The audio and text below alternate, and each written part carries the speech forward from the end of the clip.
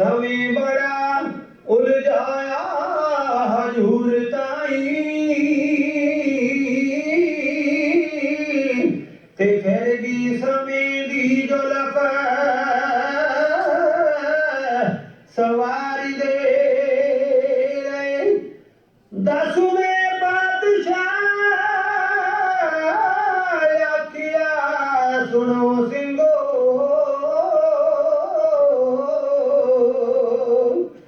एदा अपना फर्ज निभाई जाए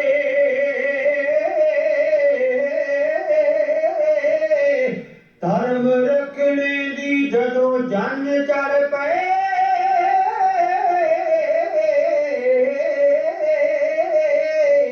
ते फिर पुत्तां दा न्योंदरा पाई जाए ते फिर पुत्तां दा न्योंदरा पाई जाए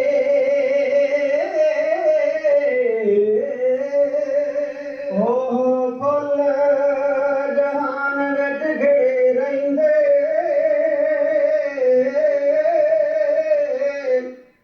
ते जेड़े कंडियां नाल गुजारदे ने औना उत्तों सिर वारने करे संगत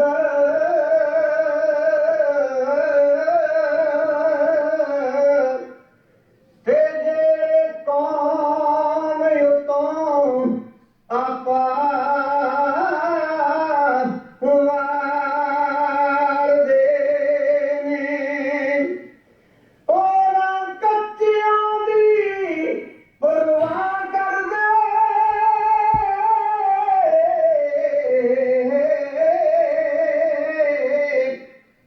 ओ तां घड़ियां दा आसरा तोड़दे ना जेड़े खलैंदे कंडे पारदे ने जेड़े कौम नूं जिंदगी देण वाले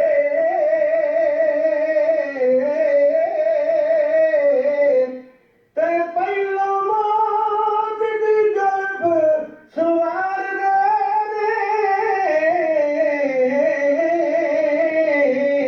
ओ पहिलों मौत दी जुल्फ सवारदे ने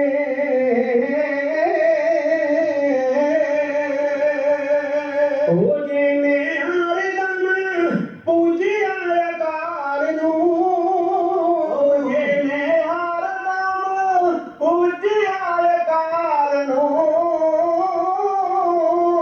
सैरी चौकदा है साहिबे कमाल नूं सैर चौकदा है साहिबे कमाल नूं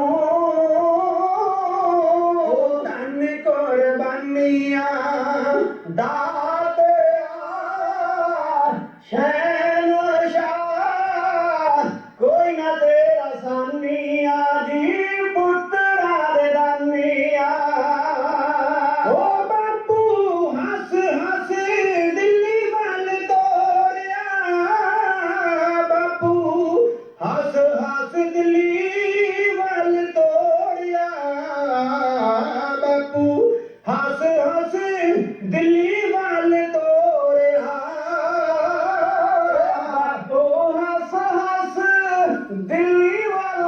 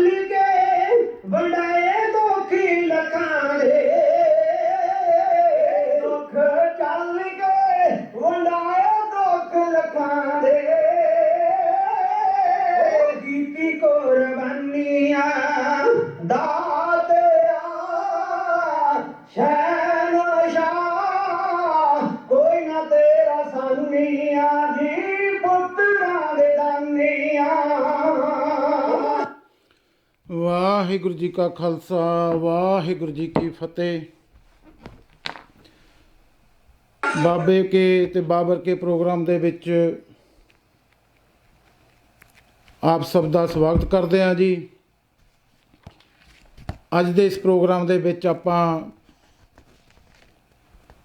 ਜੋ ਪਿਛਲੇ 8 ਤਰੀਕ ਨੂੰ ਸ਼ਹੀਦ ਭਾਈ ਮਨੀ ਸਿੰਘ ਜੀ ਦੀ ਮਹਾਨ ਸ਼ਹਾਦਤ ਨੂੰ ਸਵਾਸ ਪ੍ਰਣਾਮ ਕਰਦੇ ਹੋਏ ਆਪਾਂ ਇਸ ਪ੍ਰੋਗਰਾਮ ਦੇ ਵਿੱਚ ਉਹਨਾਂ ਦੀ ਦਿੱਤੀ ਹੋਈ ਕੁਰਬਾਨੀ ਦੇ ਬਾਬਤ ਆਪਾਂ ਜੋ ਅੱਜ ਗੱਲਬਾਤ ਕਰਾਂਗੇ ਤੇ ਆਪ ਜੀ ਨਾਲ ਉਹਨਾਂ ਦੀ ਸ਼ਹਾਦਤ ਦੀ ਜੋ ਉਹਨਾਂ ਦੀ ਕੁਰਬਾਨੀ ਦਿੱਤੀ ਹੋਈ ਉਸ ਦੇ ਲਈ ਮੈਂ ਅੱਜ ਇਸ ਸਟੂਡੀਓ ਦੇ ਵਿੱਚ ਗਿਆਨੀ ਸੁਰਜੀਤ ਸਿੰਘ ਜੀ, ਗਿਆਨੀ ਤੇਜਪਾਲ ਸਿੰਘ ਜੀ ਅਤੇ ਭਾਈ ਹਰਜੀਤ ਸਿੰਘ ਜੀ ਯੂਕੇ ਤੋਂ ਉਹਨਾਂ ਨੂੰ ਆਪਾਂ ਇਸ ਪ੍ਰੋਗਰਾਮ ਦੇ ਵਿੱਚ ਫੋਨ ਕਾਲ ਰਾਹੀਂ ਸ਼ਾਮਲ ਕਰਾਂਗੇ।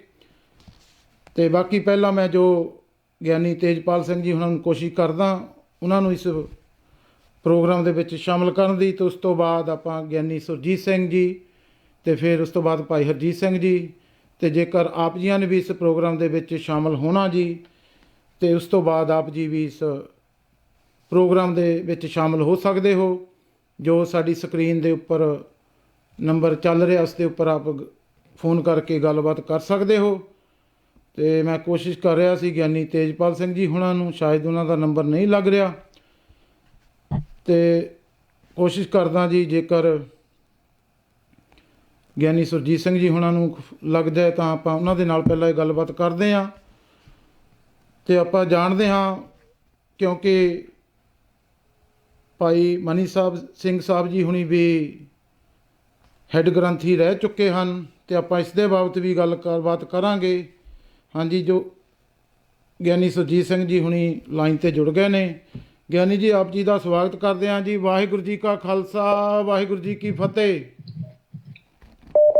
ਹਾਂਜੀ, ਵਾਹਿਗੁਰੂ ਜੀ ਕਾ ਖਾਲਸਾ ਵਾਹਿਗੁਰੂ ਜੀ ਕੀ ਫਤਿਹ ਜੀ। ਭਾਈ ਸੁਖਵਿੰਦਰ ਸਿੰਘ ਜੀ। ਹਾਂਜੀ, ਵਾਹਿਗੁਰੂ ਜੀ ਕਾ ਖਾਲਸਾ ਵਾਹਿਗੁਰੂ ਜੀ ਕੀ ਫਤਿਹ। ਗਿਆਨੀ ਜੀ, ਆਪ ਜੀ ਦਾ ਬਹੁਤ ਬਹੁਤ ਧੰਨਵਾਦ ਜੀ, ਜੋ ਆਪ ਜੀ ਨੇ ਸਮਾਂ ਕੱਢ ਕੇ ਇਸ ਪ੍ਰੋਗਰਾਮ ਦੇ ਵਿੱਚ ਆਪਾਂ ਜੋ ਭਾਈ ਮਨੀ ਸਿੰਘ ਸਾਹਿਬ ਹੁਣਾਂ ਦੀ ਸ਼ਹਾਦਤ ਨੂੰ ਆਪਾਂ ਕੁਝ ਪਲ ਉਹਨਾਂ ਦੀ ਯਾਦ ਨੂੰ ਤਾਜ਼ਾ ਕਰਦੇ ਹੋਏ ਸੰਗਤ ਦੇ ਨਾਲ ਉਹਨਾਂ ਦੀ ਮਹਾਨ ਸ਼ਹਾਦਤ ਨੂੰ ਆਪਾਂ ਸਾਂਝਾ ਕਰਨ ਦੀ ਕੋਸ਼ਿਸ਼ ਕਰ ਰਹੇ ਹਾਂ।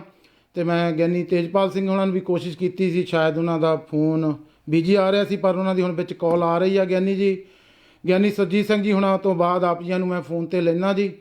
ਤੇ ਹਾਂਜੀ ਗਿਆਨੀ ਜੀ, ਆਪਾਂ ਜੋ ਦੇਖੋ ਭਾਈ ਮਨੀ ਸਿੰਘ ਸਾਹਿਬ ਜੀ ਹੁਣੀ ਹੈੱਡ ਗ੍ਰੰਥੀ ਵੀ ਰਹੇ ਹਨ, ਆਪਾਂ ਉਸ ਦੇ ਬਾਬਤ ਵੀ ਗੱਲਬਾਤ ਕਰਾਂਗੇ ਤੇ ਬਾਕੀ ਜਿਹੜੀ ਉਹਨਾਂ ਦੀ ਮਹਾਨ ਸ਼ਹਾਦਤ ਆ ਉਸ ਦੇ ਬਾਬਤ ਆਪਾਂ ਪਹਿਲਾਂ ਜੋ ਗੱਲਬਾਤ ਸ਼ੁਰੂ ਕਰੀਏ ਜੀ, ਫਿਰ ਅਗਲੀ ਗੱਲਬਾਤ ਆਪਾਂ ਨਾਲ ਦੀ ਨਾਲ ਅੱਗੇ ਵਧਾਵਾਂਗੇ ਜੀ।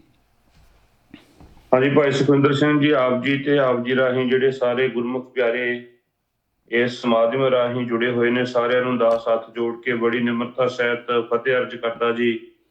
ਵਾਹਿਗੁਰੂ ਜੀ ਕਾ ਖਾਲਸਾ ਵਾਹਿਗੁਰੂ ਜੀ ਕੀ ਫਤਿਹ ਜੀ। ਤੇ ਨਾਲ ਹੀ ਮੈਂ ਆਪ ਜੀ ਦਾ ਧੰਨਵਾਦ ਕਰਦਾ ਭਾਈ ਸੁਖਵਿੰਦਰ ਸਿੰਘ ਜੀ ਕਿ ਕੌਮ ਦੇ ਮਹਾਨ ਸ਼ਹੀਦ, ਕੌਮ ਦੇ ਮਹਾਨਾਇਕ ਸਿੰਘ ਸਾਹਿਬ ਗਿਆਨੀ ਭਾਈ ਮਨੀ ਸਿੰਘ ਸਾਹਿਬ ਜੀ ਦੀ ਪਾਵਨ ਪਵਿੱਤਰ ਸ਼ਹੀਦੀ ਨੂੰ ਜਿਹੜਾ ਆਪ ਜੀ ਦਿਵਸ ਹੈ ਉਹਨੂੰ ਜਿਹੜਾ ਆ 1-2 ਦਿਨ ਪਹਿਲਾਂ ਗੁਜ਼ਰ ਕੇ ਗਿਆ ਜੀ, ਉਸ ਦੇ ਸੰਬੰਧ ਵਿੱਚ ਆਪ ਜੀ ਪ੍ਰੋਗਰਾਮ ਲੈ ਕੇ ਆਏ। ਆਪ ਜੀ ਵਧਾਈ ਦੇ ਪਾਤਰ ਹੋ।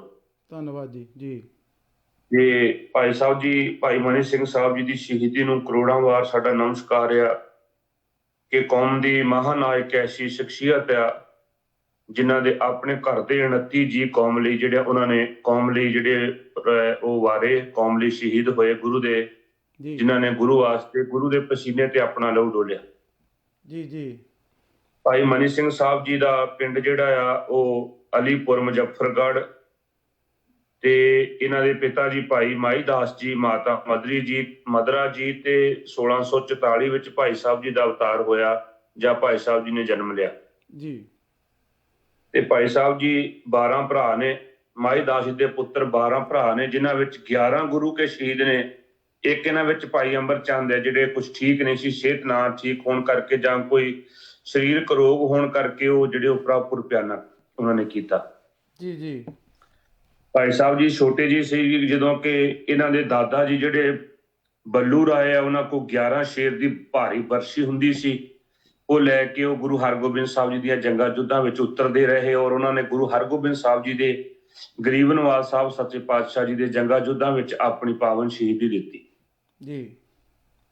ਤੇ ਭਾਈ ਮਾਈ ਦਾਸ ਜੀ ਆਪਣੇ ਇਹਨਾਂ ਪੁੱਤਰ ਭਾਈ ਮਨੀਆਂ ਜੀ ਕਰਕੇ ਇਹਨਾਂ ਦਾ ਪਹਿਲਾ ਨਾਮ ਆਇਆ ਕਿ ਬਚਪਨ ਵਿੱਚ ਪਿਆਰ ਨਾਲ ਮਾਤਾ ਪਿਤਾ ਵੱਲੋਂ ਮਿਲਿਆ ਹੋਇਆ ਨਾਂ ਲੈ ਕੇ ਗੁਰੂ ਹਰਿ ਸਾਹਿਬ ਜੀ ਦੇ ਦਰਸ਼ਨ ਕਰਨ ਵਾਸਤੇ ਕੀਰਤਪੁਰ ਸਾਹਿਬ ਦੀ ਧਰਤੀ ਤੇ ਆਉਂਦੇ। ਜਦੋਂ ਇਹਨਾਂ ਦਾ ਸਤਿਗੁਰੂ ਸਾਹਿਬ ਜੀ ਦੇ ਘਰ ਦੇ ਨਾਲ ਪਿਆਰਾ ਨਾਤਾ ਜੁੜਦਾ ਹੈ ਤੇ ਗੁਰੂ ਦੇ ਚਰਨਾਂ ਦੇ ਸੇਵਕ ਬਣ ਜਾਂਦੇ ਭਾਈ ਮਨੀ ਸਿੰਘ ਸਾਹਿਬ ਜੀ।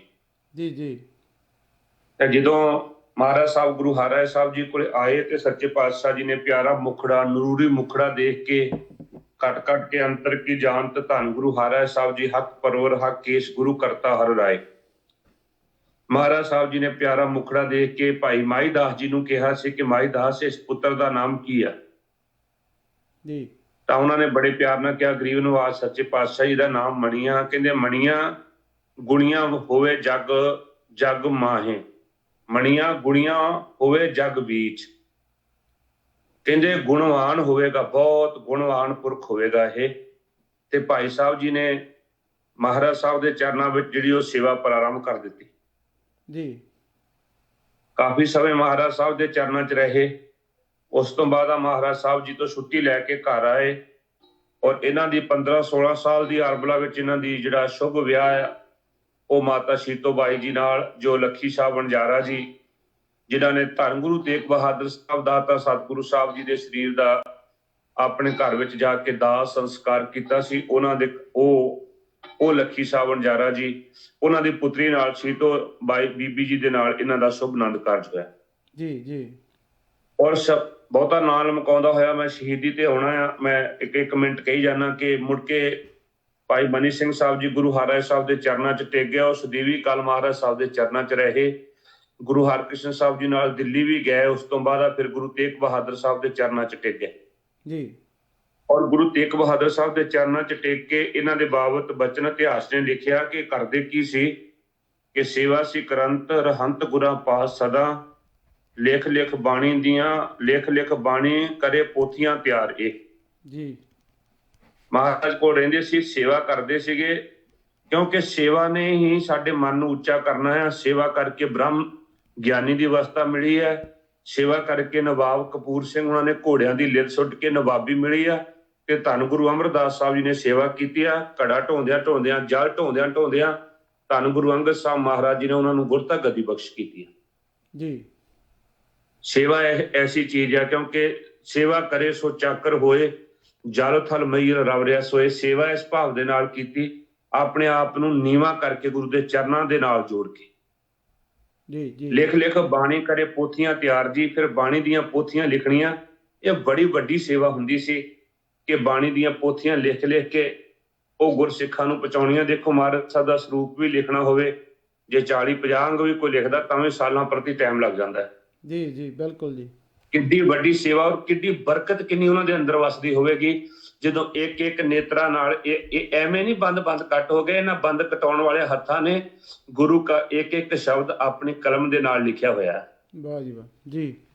ਉਹ ਰੂਹਾਨੀਅਤ ਤੇ ਅੰਦਰ ਵਸੀ ਹੋਈ ਹੈ। ਰਤਨਾ ਰਤਨ ਪਦਾਰਥ ਬਹੁਤ ਸਾਗਰ ਭਰਿਆ ਰਾਮ, ਬਾਣੀ ਗੁਰਬਾਣੀ ਲੱਗ ਗਿਆ ਤਿੰਨ ਹੱਥ ਚੜਿਆ ਰਾਮ। ਵਾਹਿਗੁਰੂ ਜੀ। ਉਹ ਬਰਕਤ ਲਿਖੀ ਹੋਈ ਆ। ਤੇ ਫਿਰ ਮਹਾਰਾਜ ਸਾਹਿਬ ਜੀ ਦੇ ਭਾਈ ਗੁਰਦਾਸ ਸਾਹਿਬ ਜੀ ਨੇ ਵੀ ਬਚਨ ਕਿਹਾ ਵੀ ਫਿਰ ਜੇ ਪੋਥੀਆਂ ਲਿਖਦੇ ਸੀ ਤਾਂ ਉਹ ਸੇਵਾ ਸੀ ਉਹਨਾਂ ਦੀ, ਉਹਦੀ ਕਮਾਈ ਨਹੀਂ ਸੀ ਲੈਂਦੇ। ਭਾਈ ਸਾਹਿਬ ਜੀ ਨੇ ਬਚਨ ਕਿਹਾ, ਕਹਿੰਦੇ ਗੁਰਮੁਖ ਹੱਥ ਸਖਤ ਹੈ, ਗੁਰਮੁਖ ਹੱਥ ਸਖਤ ਹਨ, ਸਾਧ ਸੰਗਤ ਗੁਰ ਕਾਰ ਕਮਾਵੇ। ਪੰਕਤੀ ਕਹਿੰਦੇ ਆ ਜੀ ਕਿ ਸਾਹਿਬ ਜੀ ਨੇ ਬਚਨ ਕਿਹਾ ਗੁਰਬਾਣੀ ਲਿਖ ਪੋਥੀਆਂ, ਤਾਲ ਮਰਦੰਗ ਰਬਾਬ ਵਜਾਵੇ, ਕਿਰਤ ਵਿਰਤ ਕਰ ਧਰਮ ਦੀ, ਹੱਥੋਂ ਦੇ ਕੇ ਭਲਾ ਮਨਾਵੇ, ਆਪ ਗਵਾਵੇ ਨਾ ਆਪ ਗਣਾਵੇ। ਵਾਹਿਗੁਰੂ ਜੀ। ਇਹ ਅਵਸਥਾ ਸੀ ਭਾਈ ਸਾਹਿਬ ਜੀ ਦੀ।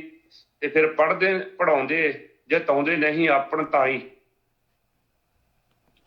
ਮਨ ਨੀਵਾ ਮਤ ਉੱਚੀ ਇਹ ਦਿਲ ਧਾਰੇ, ਹੱਠੀ ਤੱਪੀ ਪੂਰੇ ਸਿੱਖੀ ਸਿਰਕ ਦੇ ਪੁਤਲੇ ਸੀ, ਸਾਖੀਆਂ ਸਿਰਕ ਦੀਆਂ ਕਰਦੇ ਉਹ ਚਾਰ। ਇਹ ਸੇਵਾ ਹਰੀ ਐਵੇਂ ਕਿਵੇਂ ਬੀਤ ਗਿਆ ਬਿਰਖ ਕਈ, ਜੁੱਧ ਕਰਨ ਵਿੱਚੋਂ ਵੱਡੇ ਅਸਿਆਰੇ।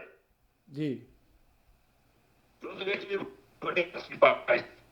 ਜੀ ਜਦੋਂ ਜੀ ਭੰਗਾਣੀ ਦਾ ਯੁੱਧ ਹੋਇਆ ਉਹਦੇ ਵਿੱਚ ਵੱਡੇ ਭਾਈ ਸਾਹਿਬ ਜੀ ਨੇ ਅੱਗੋਂ ਟੇਗੇ ਮਾਰੇ। ਤੁਹਾਨੂੰ ਹਰਗੋਬਿੰਦ ਸਾਹਿਬ ਜੀ ਦੀ ਵਾਹਿਗੁਰੂ ਗੁਰੂ ਗੋਬਿੰਦ ਸਿੰਘ ਸਾਹਿਬ ਦੀ ਬੜੀ ਖੁਸ਼ੀ ਪ੍ਰਾਪਤ ਕੀਤੀ। ਜੀ ਇਸੇ ਪ੍ਰਕਾਰ ਚੱਲਦਿਆਂ ਫਿਰ ਦਸਮ ਦੀ ਬਾਣੀ ਮਹਾਰਾਜ ਸਾਹਿਬ ਜੀ ਨੇ ਪੌਂਟਾ ਸਾਹਿਬ ਦੀ ਧਰਤੀ ਤੇ ਲਿਖੀ। ਆਪ ਮਹਾਰਾਜ ਜੀ ਨੇ ਬਚਨ ਲਿਖਿਆ ਕਿ ਦੇਸ਼ ਚਾਲ ਹਮ ਤੇ ਪੁਨ ਪਈ, ਸ਼ਹਿਰ ਪੌਂਟਾ ਕੀ ਸੁਧ ਲਈ, ਕਲੰਦਰੀ ਟੱਟ ਕਰੇ ਬਲਾਸਾ, ਅਨਕ ਭਾਂਤ ਕੇ ਪੇਕ ਤਮਾਸ਼ਾ, ਇੱਥੇ ਤੈ ਕੇ ਸਿੰਘ ਘਣੇ ਚੁਣ ਮਾਰੇ, ਰੀਝ ਰਿਸ਼ ਬਹੁ ਭਾਂਤ ਬਿਦਾਰੇ, ਫਤਿਹ ਸਾ ਪੌਂਪਿਓ ਤਬ ਰਾਜਾ, ਲੜ ਪਰਿਓ ਹਮਸੋ ਬਿਨ ਕਾਜਾ। ਮਹਾਰਾਜ ਸਾਹਿਬ ਜੀ ਨੇ ਦੱਸਿਆ ਕਿ ਇੱਥੇ ਅਸੀਂ ਬੜੇ ਸ਼ਿਕਾਰ ਕੀਤੇ, ਇਹ ਧਰਤੀ ਵਛਾਈ। ਤੇ ਫਿਰ ਇੱਥੇ ਦਸਮ ਦੀ ਬਾਣੀ ਮਹਾਰਾਜ ਸਾਹਿਬ ਜੀ ਨੇ ਭਾਈ ਮਨੀ ਸਿੰਘ ਸਾਹਿਬ ਕੋਲ ਲਿਖਵਾਈ। ਤੇ ਜਦੋਂ ਲਿਖਣ ਲੱਗੇ ਤਾਂ ਉਦੋਂ ਮਹਾਰਾਜ ਸਾਹਿਬ ਜੀ ਨੇ ਆਪਣੇ ਮੁਖ ਚੋਂ ਬਚਨ ਉਚਾਰਿਆ। ਭਾਈ ਸਾਹਿਬ ਲਿਖਦੇ ਸੀ, ਤੂੰ ਹੀ ਦੀ ਐਸੀ ਧੁਨ ਲੱਗੀ ਕਿ ਕਹਿੰਦੇ ਨੇ ਕਿ ਕਈ ਘੰਟੇ ਗਰੀਬ ਨਵਾਜ਼ ਸਾਹਿਬ ਪ੍ਰਮਾਤਮਾ ਨਾਲ ਜੁੜੇ ਹੋਏ ਇੱਕੋ ਹੀ ਬਚਨ ਬੋਲਦੇ ਰਹੇ ਤੇ ਭਾਈ ਮਨੀ ਸਿੰਘ ਦੇ ਰਹੇ। ਹੁਣ ਜਿਹੜੀ ਰੂਹਾਨੀਅਤ ਗੁਰੂ ਗੋਬਿੰਦ ਸਿੰਘ ਸਾਹਿਬ ਕੋਲ ਆ ਤੇ ਜਿਹੜਾ ਉਹਨਾਂ ਦੇ ਗੋਡੇ ਨਾਲ ਗੋਡਾ ਲਾ ਕੇ ਬੈਠਾ ਉਹਨਾਂ ਕੋਲ, ਉਹ ਰੂਹਾਨੀਅਤ ਵਿੱਚ, ਉਹ ਬਰਕਤ ਵਿੱਚ, ਉਹ ਆਨੰਦ ਵਿੱਚ ਭਾਈ ਮਨੀ ਸਿੰਘ ਸਾਹਿਬ ਨਹੀਂ ਭਿੱਜਦੇ ਹੋਣਗੇ। ਜਿਹੜੀ ਬਰਖਾ ਗੁਰੂ ਗੋਬਿੰਦ ਸਿੰਘ ਸਾਹਿਬ ਜੀ ਦੇ ਨਾਮ ਦੀ ਹੋ ਰਹੀ ਆ, ਜਿਹੜਾ ਗੋਡਾ ਲਾ ਕੇ ਤੇ ਕਿਉਂ ਨਾ ਆਉਂਦੀ ਹੋਵੇਗੀ। ਜੀ ਜੀ ਬਿਲਕੁਲ ਜੀ। ਇਸ ਪ੍ਰਕਾਰ ਦੀ ਉਹ ਵਰਖਾ ਮਹਾਰਾਜ ਸਾਹਿਬ ਜੀ ਕੋਲੇ ਜਿਹੜੀ ਭਾਈ ਮਨੀ ਸਿੰਘ ਸਾਹਿਬ ਜੀ ਤੇ ਹੁੰਦੀ ਰਹੀ। ਫਿਰ ਚੱਲਦਿਆਂ ਦਮਦਮਾ ਸਾਹਿਬ ਆਏ। ਦਮਦਮਾ ਸਾਹਿਬ 48 ਗੁਰੂ ਕੇ ਸਿੱਖਾਂ ਨੂੰ ਜਦੋਂ ਮਹਾਰਾਜ ਸਾਹਿਬ ਜੀ ਨੇ ਬਾਣੀ ਦੇ ਅਰਥ ਬੋਧ ਕਰਵਾਏ, ਜਿਹੜੇ ਦੇਵ ਬਖੁੰਠ ਹੋਏ, ਜਿਨ੍ਹਾਂ ਵਿੱਚੋਂ 46 ਗੁਰੂ ਕੇ ਸਿੱਖ ਬਾਬਾ ਦੀਪ ਸਿੰਘ ਸਾਹਿਬ ਜੀ ਤੇ ਭਾਈ ਮਨੀ ਸਿੰਘ ਸਾਹਿਬ ਜੀ ਨੂੰ ਮਹਾਰਾਜ ਨੇ ਰੱਖਿਆ ਸੀ ਕਿ ਭਾਈ ਮਨੀ ਸਿੰਘ ਜੀ, ਤੁਸੀਂ ਸਾਡੇ ਮੁਖ ਕੋਲੋਂ ਸਾਰੀ ਗੁਰਬਾਣੀ ਦਾ ਅਰਥ ਬੋਧ ਅਰਥ ਸਾਰੇ ਸਿੱਖੇ ਨੇ, ਤੁਸੀਂ ਹੁਣ ਸੇਵਾ ਕਰਨੀ ਹੈ ਪੰਥ ਦੀ। ਸਹੀ ਜਿਹੜੀ ਗੁਰਬਾਣੀ ਦੇ ਅਰਥ ਟਕਸਾਲਾਂ ਚਲਾ ਕੇ ਇਹ ਗੁਰਬਾਣੀ ਦੀ ਜਿਹੜੀ ਪ੍ਰਪਾਟੀ ਇਸੇ ਪ੍ਰਕਾਰ ਹਰ ਹਿਰਦੇ ਤੱਕ ਤੇ ਹਰ ਘਰ ਤੱਕ ਪਹੁੰਚਾਉਣੀ ਹੈ ਜੀ। ਤੇ ਭਾਈ ਮਨੀ ਸਿੰਘ ਜੀ ਨੇ ਬੜੇ ਪਿਆਰ ਨਾਲ ਕਿਹਾ ਸੀ, ਮਹਾਰਾਜ ਜੀ ਦੇਖੋ ਬਹੁਤ ਆਨੰਦ ਆਇਆ ਤੁਹਾਡੇ ਮੁਖ ਚੋਂ ਗੁਰੂ ਕੀ ਬਾਣੀ ਸੁਣ ਕੇ। ਇੱਕ ਤਾਂ ਤੁਸੀਂ ਗੁਰੂ ਨਾਨਕ ਦਾ ਸਰੂਪ ਹੋ ਤੇ ਦੂਸਰੀ ਜਿਹੜੀ ਬਾਣੀ ਆ ਉਹ ਅਕਾਲ ਪੁਰਖ ਸਾਹਿਬ ਦੀ ਬਾਣੀ ਆ। ਮਹਾਰਾਜ ਹੁਣ ਕਿਸੇ ਪ੍ਰਕਾਰ ਦਾ ਵੀ ਕੋਈ ਫੁਰਨਾ ਨਹੀਂ, ਹੁਣ ਆਨੰਦ ਬਣਿਆ, ਖੇੜਾ ਬਣਿਆ ਹੋਇਆ ਮਹਾਰਾਜ। ਤੇ ਸੱਚੇ ਪਾਤਸ਼ਾਹ ਜੀ ਸਾਨੂੰ ਆਪਣੇ ਭਰਾਵਾਂ ਨਾਲੋਂ ਵਿਛੋੜੋ ਨਾ। ਮਹਾਰਾਜ ਸਾਹਿਬ ਸਾਨੂੰ ਗੁਰੂ ਤੇਗ ਬਹਾਦਰ ਸਾਹਿਬ ਦੇ ਚਰਨਾਂ 'ਚ ਸੱਚਖੰਡ ਵਾਸੀ ਗੁਰੂ ਤੇਗ ਬਹਾਦਰ ਸਾਹਿਬ ਜੀ ਦੇ ਚਰਨਾਂ 'ਚ ਸਾਨੂੰ ਮਹਾਰਾਜ ਜੀ ਜਾ ਕੇ ਆਨੰਦ ਤੇ ਸੁੱਖ ਪ੍ਰਾਪਤ ਕਰਨ ਲਓ ਜੀ। ਤਾਂ ਮਹਾਰਾਜ ਸਾਹਿਬ ਨੇ ਕਿਹਾ ਸੀ ਭਾਈ ਮਨੀ ਸਿੰਘ ਜੀ, ਆਨੰਦ ਦੀ ਚਿੰਤਾ ਨਹੀਂ ਕਰਨੀ। ਇਹ ਜਿਹੜਾ ਤੁਸੀਂ ਆਨੰਦ ਕਹਿ ਰਹੇ ਹੋ ਨਾ, ਇਹ ਆਨੰਦ ਐਸਾ ਆ ਤੁਹਾਨੂੰ ਪ੍ਰਮਾਤਮਾ ਕੋਲੋਂ ਮਿਲਿਆ ਤੇ ਅਸੀਂ ਬਖਸ਼ ਦਿੰਨੇ ਆ। ਕੋਈ ਤੁਹਾਡੇ ਸਰੀਰ ਦਾ ਬੰਦ ਵੀ ਕੱਟ ਦੇਵੇ ਤਾਂ ਤੁਹਾਡੇ ਆਨੰਦ ਵਿੱਚ ਕਦੇ ਖੇੜੇ ਵਿੱਚ ਫਰਕ ਨਹੀਂ ਪਵੇਗਾ। ਵਾਹ ਜੀ ਵਾਹ ਜੀ। ਤੇ ਤੁਸੀਂ ਦੱਸੋ ਚਾਹੁੰਦੇ ਕੀ ਹੈ ਮਹਾਰਾਜ? ਇੱਥੇ ਪੁੱਜਿਆ ਹੋਇਆ ਗੁਰੂ ਕਾ ਸਿੱਖ ਦੋਵੇਂ ਹੱਥ ਜੋੜ ਕੇ ਕਹਿਣ ਲੱਗਾ, ਸੱਚੇ ਪਾਤਸ਼ਾਹ ਮੈਨੂੰ ਆਪਣੇ ਘਰੋਂ ਗੁਰਸਿੱਖੀ ਦੀ ਦਾਤ ਬਖਸ਼ ਜੀ। ਬਾਬਾ ਦੀਪ ਸਾਹਿਬ ਜੀ ਨੂੰ ਇਹ ਬਖਸ਼ ਦਿੱਤੀ ਸੀ। ਔਰ ਮਹਾਰਾਜ ਸਾਹਿਬ ਜੀ ਦੇ ਨਾਲ ਵੀ ਦਮਦਮਾ ਸਾਹਿਬ ਤੋਂ ਤੁਰ ਕੇ ਹਜੂਰ ਸਾਹਿਬ ਤੱਕ ਵੀ ਗਏ। ਔਰ ਹਰਮੰਦਰ ਸਾਹਿਬ ਦੀ ਸੇਵਾ ਮਹਾਰਾਜ ਸਾਹਿਬ ਜੀ ਨੇ ਦਾਤਾ ਗੁਰੂ ਹਰਗੋਬਿੰਦ ਸਾਹਿਬ ਜੀ ਤੇ ਵੇਲੇ ਵੀ ਤੇ ਗੁਰੂ ਗੋਬਿੰਦ ਸਿੰਘ ਸਾਹਿਬ ਦੇ ਵੇਲੇ ਵੀ ਭਾਈ ਮਨੀ ਸਿੰਘ ਸਾਹਿਬ ਦੀ ਝੋਲੀ ਪਈ ਜੀ। ਤੇ ਭਾਈ ਸਾਹਿਬ ਜੀ ਨੇ ਜਿਹੜੀ ਸਾਰੀ ਮਰਜ਼ਾਦਾ ਦਰਬਾਰ ਸਾਹਿਬ ਜੀ ਦੀ, ਇਹ ਭਾਈ ਮਨੀ ਸਿੰਘ ਸਾਹਿਬ ਜੀ ਨੇ ਆਪਣੇ ਕਰ ਕਮਲ ਨਾਲ ਬੱਧੀ। ਜਦੋਂ ਕਿ ਸਾਡੇ ਪੰਥ ਵਿੱਚ ਕਿਸੇ ਪ੍ਰਕਾਰ ਦਾ ਕੋਈ ਉਤਰਾਅ ਚੜਾਅ ਵੀ ਆਇਆ, ਕਿਸੇ ਪ੍ਰਕਾਰ ਦੀ ਵੀ ਕੋਈ ਸ਼ੰਕਾ ਵੀ ਆਈ, ਜਿਵੇਂ ਅਮਰ ਸਿੰਘ ਖੇਮ ਕਰਨੀ ਆ, ਉਹ ਗਦੇਲਾ ਲਾ ਕੇ ਵੀ ਬਹਿਣਾ ਚਾਹੁੰਦਾ ਸੀ, ਤਤ ਖਾਲਸਾ ਤੇ ਬਦਈ ਖਾਲਸਾ, ਜਿਨ੍ਹਾਂ ਵਿੱਚ ਆਪਸ ਵਿੱਚ ਮਾੜਾ ਮੋਟਾ ਟਕਰਾਅ ਵੀ ਆਇਆ। ਤੇ ਭਾਈ ਮਨੀ ਸਿੰਘ ਸਾਹਿਬ ਜੀ ਇੰਨੇ ਸੂਝਵਾਨ ਸੀ, ਅੱਜ ਵਾਂਗੂ ਨਹੀਂ ਵੀ ਭਰੋ ਬਾਲਟੀਆਂ ਗੰਦੀਆਂ ਤੇ ਉਹਦੇ ਉੱਤੇ ਪਾ ਦਿਓ ਤਾਂ ਕਿ ਉਹਨੂੰ ਮੈਲਾ ਕਰ ਦਿਓ। ਜੇ ਕੋਈ ਉੱਭਰਨਾ ਚਾਹੁੰਦਾ, ਕੋਈ ਪੰਥ ਦੀ ਸੇਵਾ ਕਰਨਾ ਚਾਹੁੰਦਾ, ਵੀ ਗੰਦ ਪਾ ਕੇ ਉਹਨੂੰ ਨੀਵਾਂ ਸੁੱਟ ਦਿਓ। ਏਦਾਂ ਦੀ ਰਵਾਇਤ ਸਾਡੇ ਪੰਥ ਵਿੱਚ ਨਹੀਂ ਹੁੰਦੀ ਜੀ। ਜੀ ਬਿਲਕੁਲ। ਭਾਈ ਮਨੀ ਸਿੰਘ ਸਾਹਿਬ ਨੇ ਦੋਵਾਂ ਨੂੰ ਸੱਦ ਲਿਆ। ਬਦਈ ਖਾਲਸਾ ਜੀ ਦੇ ਬਾਬਾ ਬਰੋਜ਼ ਸਿੰਘ ਤੋਂ ਅੱਗੇ ਭਾਈ ਕਾਨ ਸਿੰਘ ਜੀ ਤੇ ਇਧਰ ਅਮਰ ਸਿੰਘ ਖੇਮ ਕਰਨੀਆਂ। ਇਹਨਾਂ ਨੂੰ ਕਿਹਾ, ਭਾਈ ਇਹ ਗੁਰੂ ਨਾਨਕ ਸਾਹਿਬ ਦਾ ਘਰ, ਆਪਾਂ ਗੁਰੂ ਨਾਨਕ ਦੀ ਫੁੱਲਵਾੜੀਆਂ, ਵਿਚਾਰਾਂ ਦਾ ਮਤਭੇਦ ਹੋਣਾ ਕੋਈ ਵੱਡੀ ਗੱਲ ਨਹੀਂ ਹੁੰਦੀ, ਪਰ ਗੁਰੂ ਸਾਹਿਬ ਜੀ ਨੇ ਸਾਨੂੰ ਸ੍ਰੀ ਗੁਰੂ ਗ੍ਰੰਥ ਸਾਹਿਬ ਜੀ ਦੇ ਲੜ ਲਾਇਆ। ਬਾਬਾ ਅਮਰ ਸਿੰਘ ਜੀ ਤੁਸੀਂ ਗਦੇਲਾ ਲਾ ਕੇ ਨਹੀਂ ਬੈਠ ਸਕਦੇ, ਤੁਸੀਂ ਗੁਰੂ ਨਹੀਂ ਬਣ ਸਕਦੇ ਜੀ। ਖੈਰ ਉਹ ਨਾ ਮੰਨਿਆ ਤੇ ਭਾਈ ਸਾਹਿਬ ਜੀ ਦੀ ਦੂਰ ਦ੍ਰਿਸ਼ਟੀ, ਉਹਨਾਂ ਨੇ 2 ਪਰਚੀਆਂ ਲਿਖ ਕੇ ਹਰ ਕੀ ਪੌੜੀ ਵਿੱਚ ਪਾਈਆਂ। ਇੱਕ ਤਾਂ ਫਤਿਹ ਦਰਸ਼ਨ ਤੇ ਦੂਸਰੀ ਉੱਪਰ ਵਾਹਿਗੁਰੂ ਜੀ ਕਾ ਖਾਲਸਾ ਵਾਹਿਗੁਰੂ ਜੀ ਕੀ ਫਤਿਹ। ਜੀ ਗੁਰੂ ਰਾਮਦਾਸ ਦੇ ਚਰਨਾਂ 'ਚ ਸਿਦਕ ਵਾਲੇ ਗੁਰੂ ਕੇ ਸਿੱਖ ਨੇ, ਜਿਹੜਾ ਗੁਰੂ ਨਾਨਕ ਸਾਹਿਬ ਦੇ ਚਰਨਾਂ ਦਾ ਭੌਰਾ ਹੋਇਆ, ਜਿਹਨੇ ਆਪਣੇ ਭਰਾ, ਆਪਣੇ ਪੁੱਤਰ ਤੇ ਆਪਣੇ ਪੋਤਰੇ ਤੱਕ ਜਿਹਨੇ ਕੌਮ ਤੋਂ ਵਾਰੇ ਹੋਣ, ਉਹਨੇ ਹੱਥ ਜੋੜ ਕੇ ਕਿਹਾ, ਗੁਰੂ ਰਾਮਦਾਸ ਮੈਂ ਤੇਰੇ ਘਰ ਦਾ ਕੁੱਕਰਿਆ, ਮੈਂ ਤੇਰੇ ਘਰ ਦਾ ਆਪੇ ਉੱਗਿਆ ਹੋਇਆ ਉਹ ਘਾਹ ਮਹਾਰਾਜ, ਸੱਚੇ ਪਾਤਸ਼ਾਹ ਮੈਂ ਤੇਰੀ ਫੁੱਲਵਾੜੀ ਦਾ ਫੁੱਲ ਵੀ ਨਹੀਂ, ਮੈਂ ਵਾਧੂ ਉੱਗਿਆ ਹੋਇਆ ਘਾਹ ਮਹਾਰਾਜ ਸਾਹਿਬ, ਮੇਰੀ ਇੱਕ ਬੇਨਤੀ ਆ ਕਿ ਇਹ ਨਿਰਣਾ ਕਰਿਓ, ਤੇਰੇ ਪੰਥ ਵਿੱਚ ਇਸ ਵੇਲੇ ਇਹ ਕੁਝ ਦੁਬਤਾ ਪੈ ਰਹੀ ਹੈ, ਮਹਾਰਾਜ ਆਪ ਕਿਰਪਾ ਕਰਕੇ ਗੁਰੂ ਰਾਮਦਾਸ ਦੂਰ ਕਰ ਦਿਓ। ਸੱਚੇ ਪਾਤਸ਼ਾਹ ਦਾ ਨਾਮ ਲੈ ਕੇ ਹਰ ਕੀ ਪੌੜੀ 'ਚ ਪਾਈਆਂ ਉਹ ਪਰਚੀਆਂ, ਤੇ ਜਿਹੜੀ ਵਾਹਿਗੁਰੂ ਜੀ ਕਾ ਖਾਲਸਾ ਵਾਹਿਗੁਰੂ ਜੀ ਕੀ ਫਤਿਹ ਵਾਲੀ ਪਰਚੀ ਤਰ ਕੇ ਉੱਤੇ ਆ ਗਈ। ਗੁਰੂ ਕੇ ਸਿੱਖਾਂ ਨੇ ਜਕਾਰੇ ਲਾਤੇ, ਭਾਵੇਂ ਕਿ ਅਮਰ ਸਿੰਘ ਖਿਮ ਕਰਨੀਆਂ ਬੜੀਆਂ ਢੁੱਚਰਾਂ ਡਾਉਂਦਾ ਰਿਹਾ ਵੀ ਨਹੀਂ ਜੀ ਇਹ ਨਹੀਂ ਹੋ ਸਕਦਾ, ਗੁਰੂ ਕੇ ਸਿੰਘਾਂ ਨੇ ਕਿਹਾ ਇਹਨੂੰ ਏਦਾਂ ਨਹੀਂ ਮੰਨਣਾ, ਬਾਹੋਂ ਫੜ ਕੇ ਅਗਲੇ ਨੇ ਬਾਹਰ ਕੱਢਦਾ ਸੀ। ਇਸ ਤਰ੍ਹਾਂ ਸੇਵਾ ਭਾਈ ਸਾਹਿਬ ਜੀ ਨੇ ਜਿਹੜੀ ਦਰਬਾਰ ਸਾਹਿਬ ਦੀ ਉੱਚੀ ਤੇ ਸੁੱਚੀ ਆਪਣੇ ਜੀਵਨ 'ਚ ਨਿਭਾਉਂਦਿਆਂ ਹੋਇਆਂ ਜਦੋਂ ਦੀਵਾਲੀ ਦਾ ਇਕੱਠ ਕੀਤਾ, ਉਹਨਾਂ ਦੇ ਮਨ 'ਚ ਵੀ ਖਾਲਸਾ ਇਕੱਠਾ ਹੋਵੇ, ਨਾਲੇ ਹਰਿਮੰਦਰ ਸਾਹਿਬ ਦੇ ਦਰਸ਼ਨ ਕਰ ਲਵੇ, ਨਾਲੇ ਇਕੱਠਿਆਂ ਹੋ ਕੇ ਕੌਮ ਦੀ ਉਸਾਰੀ ਲਈ, ਕੌਮ ਦੀ ਚੜ੍ਹਦੀ ਕਲਾ ਲਈ ਕੋਈ ਨਾ ਕੋਈ ਵਿਉਂਤਬੰਦੀ ਬਣਾਈਏ। ਉਦੋਂ ਜ਼ਕਰੀਆ ਖਾਨ ਤੇ ਇਹ ਲਖਪਤ ਰਾਏ ਹੋਣੀ, ਇਹਨਾਂ ਪਾਸ ਭਾਈ ਸਾਹਿਬ ਜੀ ਨੇ ਕਿਹਾ ਕਿ ਭਾਈ ਅਸੀਂ ਇਕੱਠ ਕਰਨਾ ਚਾਹੁੰਦੇ ਹਾਂ ਤੇ ਸਾਨੂੰ ਇਜਾਜ਼ਤ ਦਿੱਤੀ ਜਾਵੇ। ਜ਼ਕਰੀਆ ਖਾਨ ਨੇ ਕਿਹਾ 10,000 ਟਕਾ, ਕਈ ਨੇ 5 ਵੀ ਲਿਖਿਆ, ਵੱਧ ਘੱਟ ਵੀ ਹੋ ਸਕਦਾ, ਇਹ ਇਤਿਹਾਸਕ ਸਰੋਤ ਨੇ ਜੀ, ਤਾਂ 10,000 ਟਕਾ ਤੁਹਾਨੂੰ ਦਿੱਤਾ ਜਾਵੇ। ਭਾਈ ਸਾਹਿਬ ਜੀ ਨੇ ਕਿਹਾ ਠੀਕ ਹੈ, ਮੇਲਾ ਲੱਗੇਗਾ, ਸਮਾਗਮ ਹੋਵੇਗਾ, ਅਸੀਂ 10,000 ਟਕਾ ਜਿਹੜਾ ਉਹ ਟੈਕਸ ਦੇ ਰੂਪ ਵਿੱਚ ਤੁਹਾਨੂੰ ਦੇਵਾਂਗੇ, ਬਸ਼ਰਤੇ ਆ ਕਿ ਸਾਡੇ ਸਮਾਗਮ ਵਿੱਚ ਕਿਸੇ ਪ੍ਰਕਾਰ ਦੀ ਵੀ ਕੋਈ ਖਲਲ ਨਾ ਪਾਇਆ ਜਾਵੇ, ਕਿਸੇ ਪ੍ਰਕਾਰ ਦਾ ਵੀ ਕੋਈ ਵਿਘਨ ਨਾ ਪਾਇਆ ਜਾਵੇ। ਭਾਈ ਸਾਹਿਬ ਦੀ ਦੂਰ ਦ੍ਰਿਸ਼ਟੀ ਸੀ, ਗੱਲ 10,000 ਟਕੇ ਦੀ ਨਹੀਂ ਸੀ।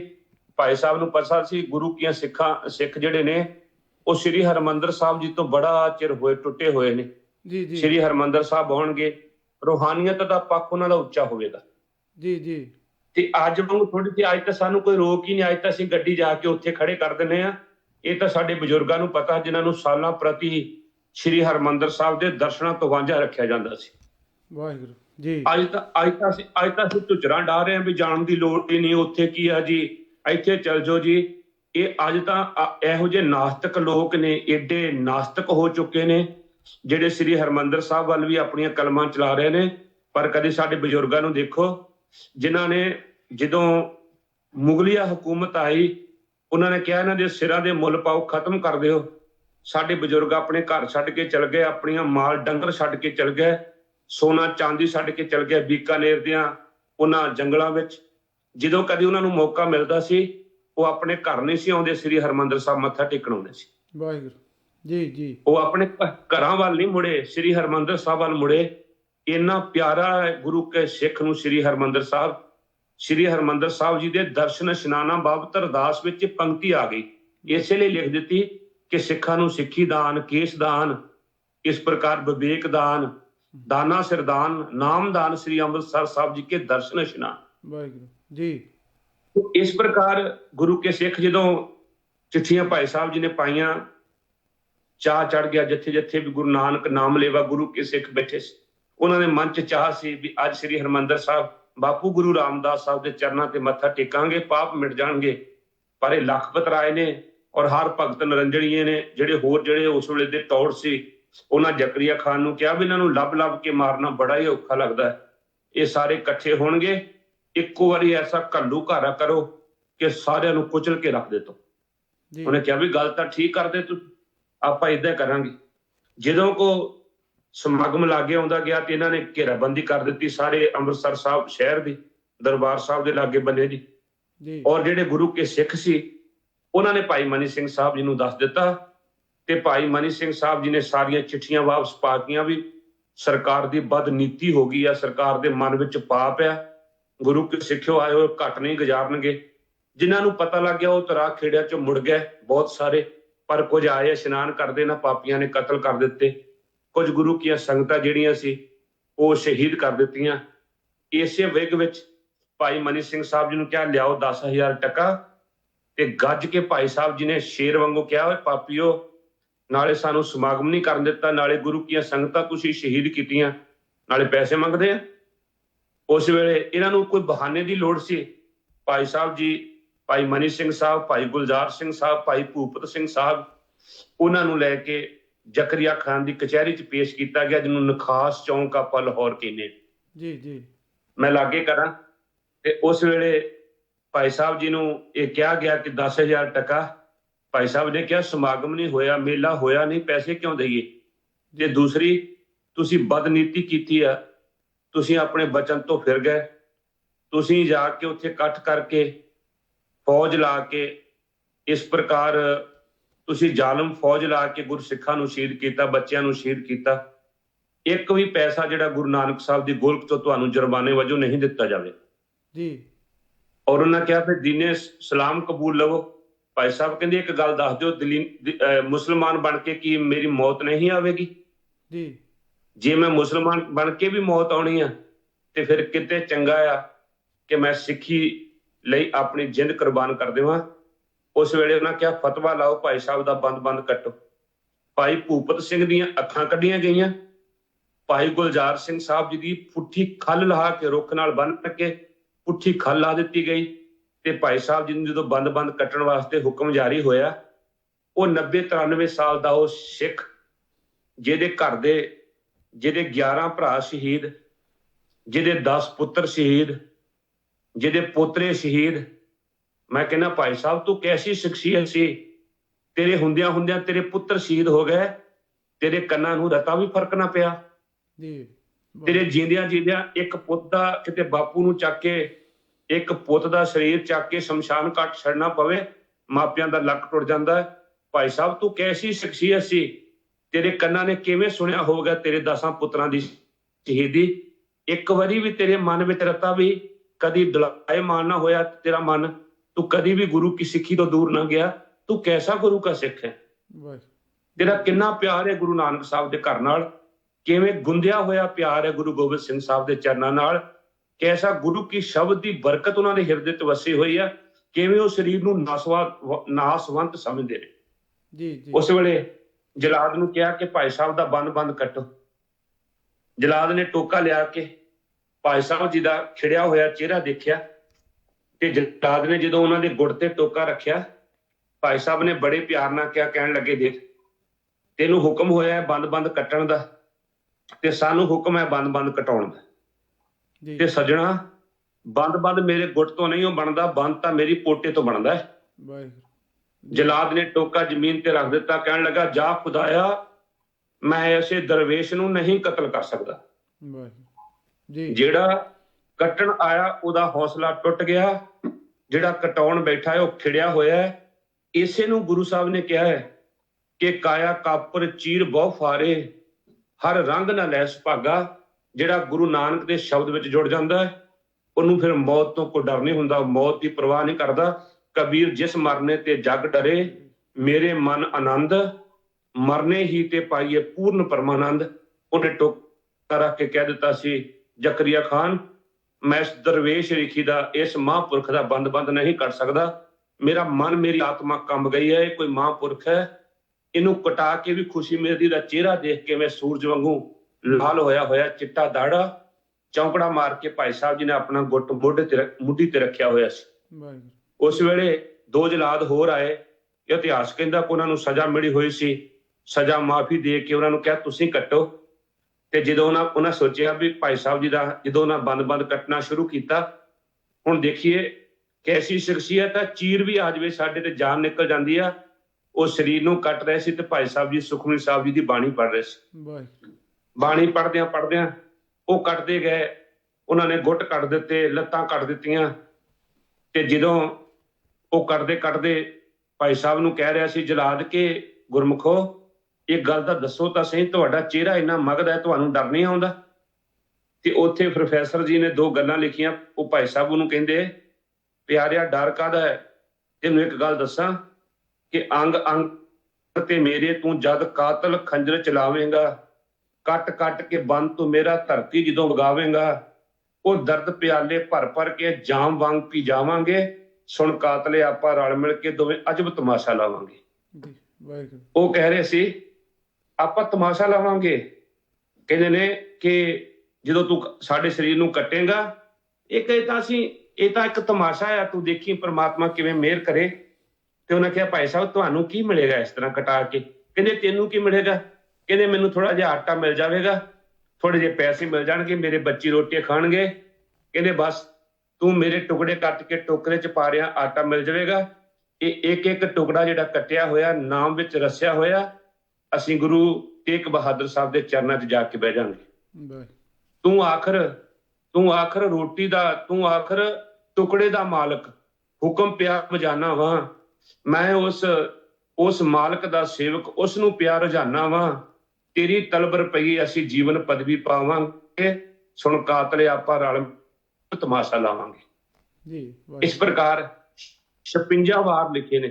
56ਵਾਂ ਵਾਰ ਭਾਈ ਸਾਹਿਬ ਜੀ ਦੀ ਧੌਣ ਤੇ ਹੋਇਆ ਤਾਂ 16 ਅਸ਼ਟਪਦੀਆਂ ਦੇ ਭੋਗ ਭਾਈ ਸਾਹਿਬ ਜੀ ਦੇ ਬੰਦ ਜਿਹੜਾ ਸਰੀਰ ਸੀ ਉਹ ਪਾ ਚੁੱਕਾ ਸੀ। ਉਸ ਤੋਂ ਬਾਅਦ ਜਿਹੜੀਆਂ ਬਾਕੀ ਅਸ਼ਟਪਦੀਆਂ ਸੀ, 8 ਅਸ਼ਟਪਦੀਆਂ, ਉਹਦੇ ਭੋਗ ਭਾਈ ਸਾਹਿਬ ਜੀ ਦੇ ਬੰਦ ਨੇ ਪਾਏ, ਜਿਹਨੂੰ ਗੁਰਬਾਣੀ ਨੇ ਕਿਹਾ ਗੁਰਮੁਖ ਰੋਮ ਰੋਮ ਹਰ ਧਿਆਵੇ, ਗੁਰਮੁਖ ਸਗਲੀ ਗੰਤ ਮਿਟਾਵੇ। ਐਸੇ ਮਹਾਨ ਸ਼ਹੀਦ ਭਾਈ ਸਾਹਿਬ ਭਾਈ ਮਨੀ ਸਿੰਘ ਸਾਹਿਬ ਜੀ, ਜਿਨ੍ਹਾਂ ਨੇ ਕੌਮ ਲਈ ਆਪਣੇ ਪੁੱਤਰ ਵਾਰੇ ਤੇ ਸਿੱਖੀ ਸਿਦਕ ਨੂੰ ਦਾਗ ਨਹੀਂ ਲੱਗਣ ਦਿੱਤਾ, ਕਿਉਂਕਿ ਉਹਨਾਂ ਦਾ ਬਚਨ ਸੀ, ਉਹ ਆਪ ਕਹਿੰਦੇ ਸੀਗੇ ਕਿ ਗੰਦ ਜਿਹੜਾ ਵਾ ਸਰੀਰ, ਇਹ ਗੰਦਗੀ ਦੀ ਕੋਠੜੀ ਤੇ ਹਰ ਹੀਰਿਆਂ ਦਾ ਹਾਰ, ਜੇ ਤਨ ਦੇ ਕੇ ਸਿੱਖੀ ਮਿਲੇ ਤਾਂ ਵੀ ਜਿਹੜੀ ਆ ਉਹ ਸਸਤੀ ਜਾਣ। ਕਹਿੰਦੇ ਇਹ ਤਾਂ ਗੰਦਗੀ ਦਾ ਜਿਹੜਾ ਸਰੀਰ ਹੈ ਤੇ ਗੰਦਗੀ ਦਾ ਇੱਕ ਟੋਕਰਾ ਆ ਤੇ ਹਰ ਹੀਰਿਆਂ ਦੀ ਖਾਨ। ਕਹਿੰਦੇ ਜੇ ਤਨ ਵਾਰ ਕੇ ਵੀ ਕਿਤੇ ਸਿੱਖੀ ਮਿਲ ਜਾਵੇ ਤੇ ਤਾਂ ਵੀ ਜਿਹੜੀ ਉਹ ਸਸਤੀ ਜਾਣਨੀ ਚਾਹੀਦੀ ਆ, ਉਹਨੂੰ ਮਤਲਬ ਮਲਬੂਨੀ ਜਾਣ, ਨਿੱਕੀ ਜੀ ਜਾਣ, ਜੇ ਜਿੰਦ ਵਾਰ ਕੇ ਵੀ ਗੁਰੂ ਕੀ ਸਿੱਖੀ ਮਿਲ ਜਾਵੇ।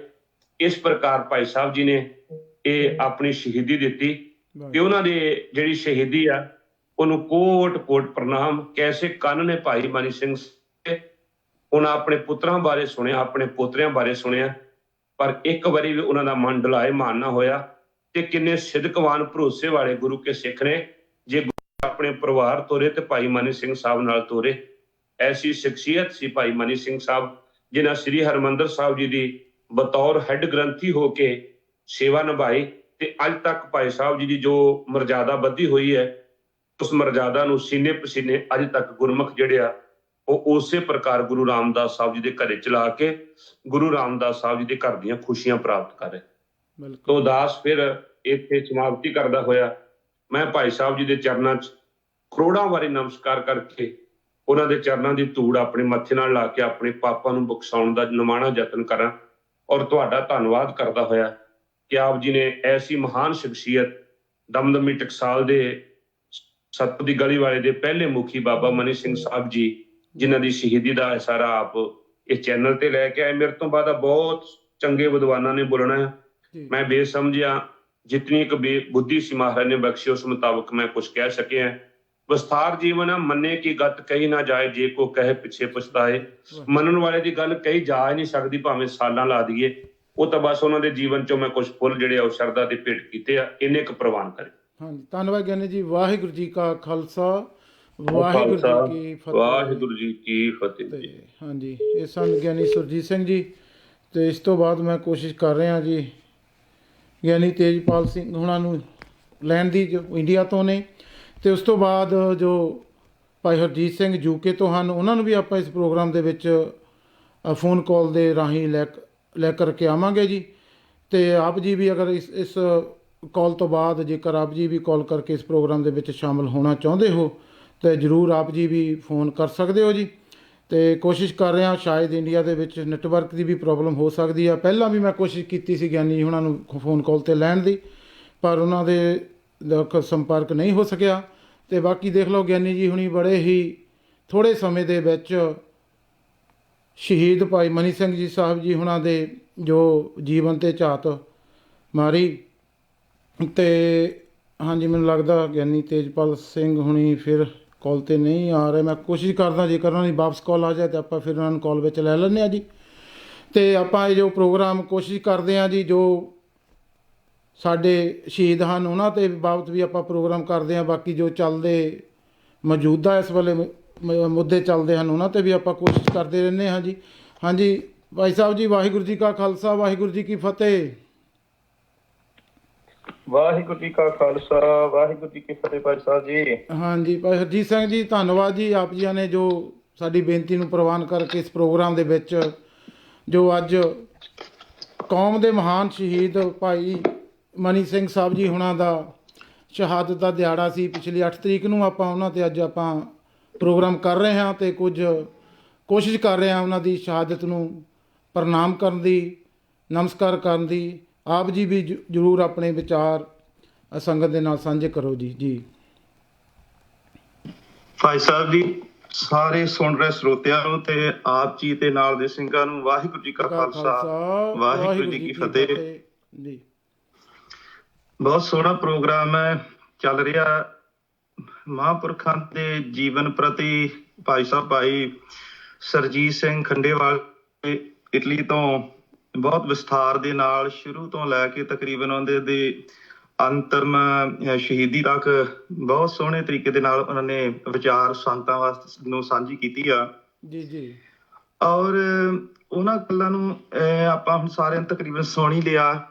ਆਪਾਂ ਦੂਸਰੀ ਵੀ ਗੱਲ ਨਾਲ ਆਰੰਭ ਉੱਥੋਂ ਕਰਦੇ ਆ, ਜੇ ਤਾਂ ਆਪਾਂ ਉਹੀ ਦੁਬਾਰਾ ਸੁਣਾਈਏ ਤੇ ਬਹੁਤਾ ਠੀਕ ਨਹੀਂ। ਭਾਈ ਸਾਹਿਬ ਜੀ, ਆਪਾਂ ਜੋ ਮੌਜੂਦਾ ਹਾਲਾਤ ਹੈ ਨਾ, ਦੇਖੋ ਭਾਈ ਸਾਹਿਬ ਜੀ ਹੁਣੀ ਸੱਚਖੰਡ ਦੇ ਆਪਣੇ ਹੈੱਡ ਗ੍ਰੰਥੀ ਵੀ ਰਹੇ ਨੇ, ਉਹਨਾਂ ਨੇ ਉੱਥੇ ਜੋ ਡਿਊਟੀ ਹੈੱਡ ਗ੍ਰੰਥੀ ਸਾਹਿਬ ਸਿੰਘ ਸਾਹਿਬ ਉਹਨਾਂ ਦੀ ਵੀ ਨਿਭਾਈ ਆ। ਆਪਾਂ ਅੱਜ ਦੇ ਮੌਜੂਦਾ ਹਾਲਾਤਾਂ 'ਤੇ ਵੀ ਗੱਲਬਾਤ ਜ਼ਰੂਰ ਚਾਹੀਦੀ ਆ ਵੀ ਅੱਜ ਆਪਾਂ ਕਿੱਥੇ ਕੁ ਖੜ੍ਹੇ ਆ, ਉਹਨਾਂ ਦੇ ਵੀ ਨਾਲ ਆਪਾਂ ਜ਼ਰੂਰ ਝਾਤ ਮਾਰਨੀ ਚਾਹੀਦੀ। ਉਹਨਾਂ ਦਾ ਜੀਵਨ ਬਾਰੇ ਤਾਂ ਗਿਆਨੀ ਜੀ ਹੁਣੀ ਜੋ ਸ਼ਹਾਦਤ ਬਾਰੇ ਕਾਫੀ ਜਾਣਕਾਰੀ, ਪਰ ਆਪਾਂ ਅੱਜ ਕਿੱਥੇ ਕੁ ਇਹਨਾਂ ਸ਼ਹੀਦਾਂ ਦੀਆਂ ਯਾਦਾਂ ਤਾਂ ਮਨਾਉਂਦੇ ਆ, ਪਰ ਯਾਦਾਂ ਮਨਾਉਣ ਦਾ ਸਾਨੂੰ ਕੀ ਫਾਇਦਾ, ਕੀ ਲਾਭ ਲੈਣਾ ਚਾਹੀਦਾ, ਉਹ ਅੱਗੇ ਜ਼ਰੂਰ ਹਾਂਜੀ ਵਿਸਤਾਰ ਥੋੜ੍ਹਾ ਕਰੋ ਜੀ। ਜੀ ਤੇ ਗੱਲ ਮਾੜਾ ਜਿਹਾ ਇਸ਼ਾਰਾ ਗੁਰਮੁਖਾਂ ਨੇ ਆਪਾਂ ਨੂੰ ਕਰ ਹੀ ਦਿੱਤਾ ਵੀ ਸਾਹਿਬ ਸ੍ਰੀ ਗੁਰੂ ਗੋਬਿੰਦ ਸਿੰਘ ਮਹਾਰਾਜ ਸਾਹਿਬ ਜੀ ਨੇ ਜਿਸ ਵੇਲੇ ਅਰਥ ਬੋਧ ਕਰਾਇਆ ਮਹਾਰਾਜ ਸਾਹਿਬ ਜੀ ਦੀ ਨੇ ਆਪ ਸਿੱਖਾਂ ਨੂੰ ਸਾਰਿਆਂ ਨੂੰ, ਹਾਂਜੀ ਜੀ ਜੀ, ਉਸ ਤੋਂ ਬਾਅਦ ਵਿੱਚ ਬਾਬਾ ਦੀਪ ਸਿੰਘ ਜੀ ਤੇ ਸ਼ਹੀਦ ਬਾਬਾ ਮਨੀ ਸਿੰਘ ਜੀ, ਇਹਨਾਂ ਦੋ ਗੁਰਮੁਖਾਂ ਨੂੰ ਮਹਾਰਾਜ ਸਾਹਿਬ ਜੀ ਨੇ ਵਿਸ਼ੇਸ਼ ਸੱਦ ਕੇ ਬਚਨ ਕੀਤਾ। ਕਹਿਣ ਲੱਗੇ ਗੁਰਮੁਖੋ, ਤੁਹਾਡੇ ਤੋਂ ਹੀ ਸਰੀਰਕ ਰੂਪ ਵਿੱਚ ਵੀ ਸੇਵਾ ਲੈਣੀ ਆ ਜੀ। ਉਹ ਦੱਸ ਹੀ ਦਿੱਤਾ ਆਪਾਂ ਨੂੰ ਵੀ ਕਿਵੇਂ ਕਿਵੇਂ ਮਹਾਰਾਜ ਸਾਹਿਬ ਜੀ ਨੇ ਵਚਨ ਕੀਤੇ ਤੇ ਬੰਦ ਕੱਟਣ ਤੇ ਵੀ ਆਨੰਦ ਚ ਨਾ ਫਰਕ ਪੈਣ ਵਾਲਾ ਬਚਨ, ਸੀਸ ਅਲਹਿਦਾ ਹੋਣ ਤੋਂ ਵੀ ਆਨੰਦ ਚ ਨਾ ਫਰਕ ਪੈਣ ਵਾਲਾ ਬਚਨ ਮਹਾਰਾਜ ਸਾਹਿਬ ਜੀ ਨੇ ਕਰ ਦਿੱਤਾ ਜੀ ਜੀ।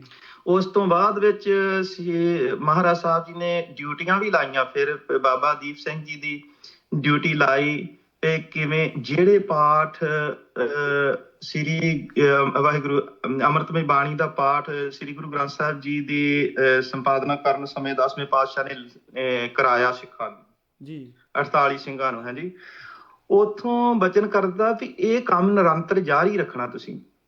ਜੀ ਜੀ। ਇਹ ਪਾਠ ਜਿਹੜਾ ਆ, ਇਹ ਜਿਹੜਾ ਸ਼ੁੱਧ ਪਾਠ ਬੋਧ ਸਮਾਗਮ ਆ, ਇਹ ਕਰਾਉਣੇ ਆ, ਸਿੱਖਾਂ ਨੂੰ ਅਰਥ ਪੜਾਉਣੇ ਆ, ਸਿੱਖਾਂ ਦਾ ਉੱਚਾ ਸੁੱਚਾ ਜੀਵਨ ਰਵੇ। ਇਸ ਕਰਕੇ ਇਹ ਪ੍ਰਥਾ ਚਲਾਈ ਤੇ ਟਕਸਾਲ ਦੇ ਪਹਿਲੇ ਮੁਖੀ ਬਾਬਾ ਦੀਪ ਸਿੰਘ ਜੀ ਨੂੰ ਬਣਾਇਆ ਜੀ। ਉਧਰ ਬਾਬਾ ਮਨੀ ਸਿੰਘ ਜੀ ਨੂੰ ਦਰਬਾਰ ਸਾਹਿਬ ਦੇ ਹੈੱਡ ਗ੍ਰੰਥੀ ਬਣਾਇਆ ਤੇ ਇਧਰ ਡਿਊਟੀ ਲਾਈ, ਤੁਸੀਂ ਵੀ ਇਹ ਕਾਰਜ ਕਰਨਾ, ਇੱਥੇ ਰਹਿ ਕੇ ਕਰਨਾ। ਹਾਂਜੀ ਜੀ ਜੀ।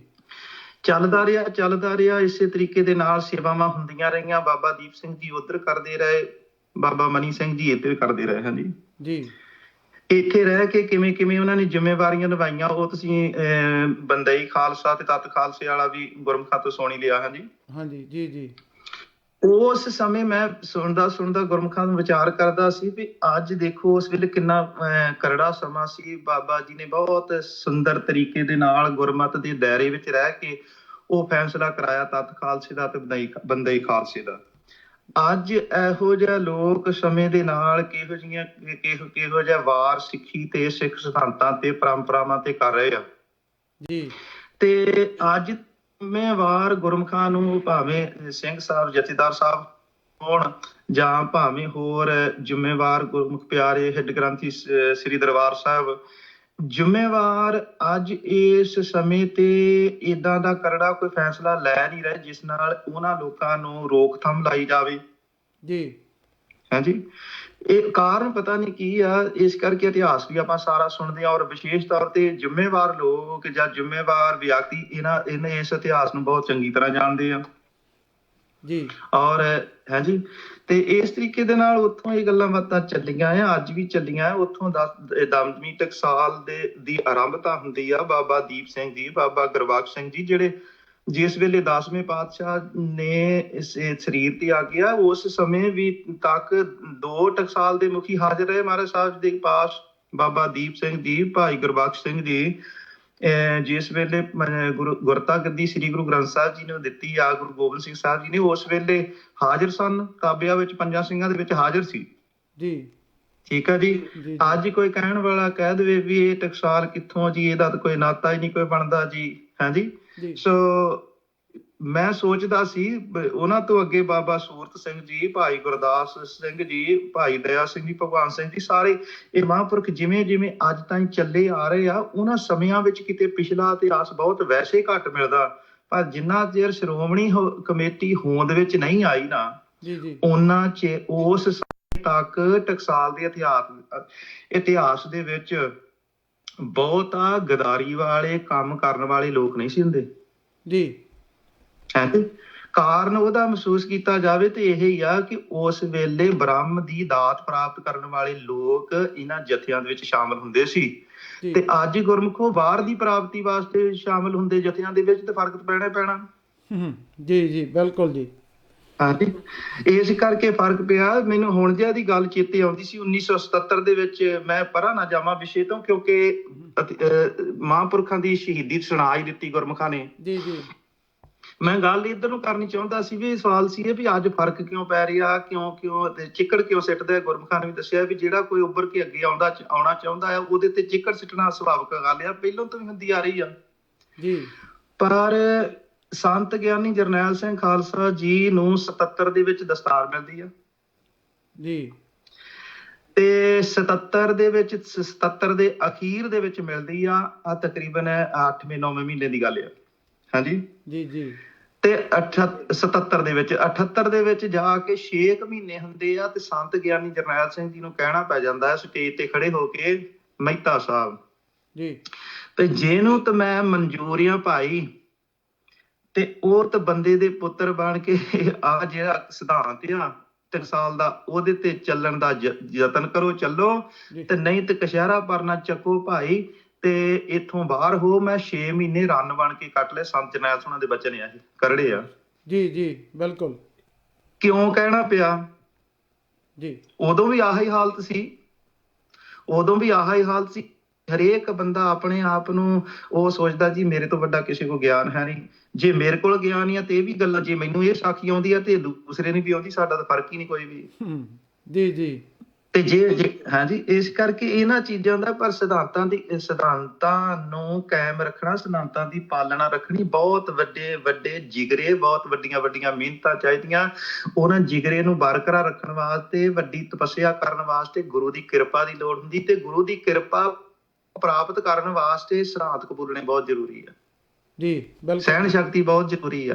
ਹਾਂਜੀ ਜੀ ਜੀ। ਉਹ ਇਹਨਾਂ ਚੀਜ਼ਾਂ ਨੂੰ ਫਰਕ ਪੈ ਰਿਹਾ ਆ, ਇਸ ਕਰਕੇ ਇਹ ਗੱਲਾਂ ਬਾਤਾਂ ਇਸ ਤਰੀਕੇ ਨਾਲ ਹੋ ਰਹੀਆਂ। ਬਾਕੀ ਬਾਬਾ ਜੀ ਦੀਆਂ ਕੁਰਬਾਨੀਆਂ ਦੀ ਜੇ ਗੱਲ ਕਰੀਏ, ਉਹਨਾਂ ਦੇ ਜੀਵਨ ਦੇ ਵਿੱਚ ਦੱਸੋ, ਗੁਰਮੁਖਾਂ ਨੇ ਹੁਣ ਦੱਸਿਆ 92-93 ਸਾਲ ਦੀ ਉਹਨਾਂ ਦੀ ਸਰੀਰ ਕਰਕੇ ਉਮਰ, ਤੇ ਗੁਰਮੁਖੋ 92-93 ਸਾਲ ਦੇ ਵਿੱਚ ਕੀ ਕੋਈ ਨਹੀਂ, ਜੇ 43 ਸਾਲ ਦੀ ਉਮਰ ਦੇ ਵਿੱਚ ਸੰਤ ਗਿਆਨੀ ਜਰਨੈਲ ਸਿੰਘ ਹੋਣੀ ਇੰਨਾ ਕੁਝ ਕਰ ਸਕਦੇ ਆ 14ਵੇਂ ਥਾਂ ਆਣ ਕੇ, ਤੇ ਪਹਿਲੋਂ ਕਿੰਨੀਆਂ ਤਾਕਤਾਂ ਹੋਣਗੀਆਂ ਗੁਰਮੁਖੋ ਵਾਹਿਗੁਰੂ ਜੀ। ਹਾਂਜੀ ਬਾਬਾ ਦੀਪ ਸਿੰਘ ਨੇ ਵੀ ਬਚਨ ਚੇਤੇ ਆ ਰਿਹਾ, ਬਾਬਾ ਮਨੀ ਸਿੰਘ ਜੀ ਨੇ ਜਿਸ ਵੇਲੇ ਨਾ ਮਾਤਾਵਾਂ ਨੂੰ ਡਿਊਟੀ ਲਾਈ ਸੀ 10ਵੇਂ ਪਾਤਸ਼ਾਹ ਜੀ ਨੇ ਬਾਬਾ ਮਨੀ ਸਿੰਘ ਜੀ ਦੀ, ਵੀ ਤੁਸੀਂ ਇਹਨਾਂ ਨੂੰ ਦਿੱਲੀ ਨੂੰ ਲੈ ਜਾਓ ਜੀ।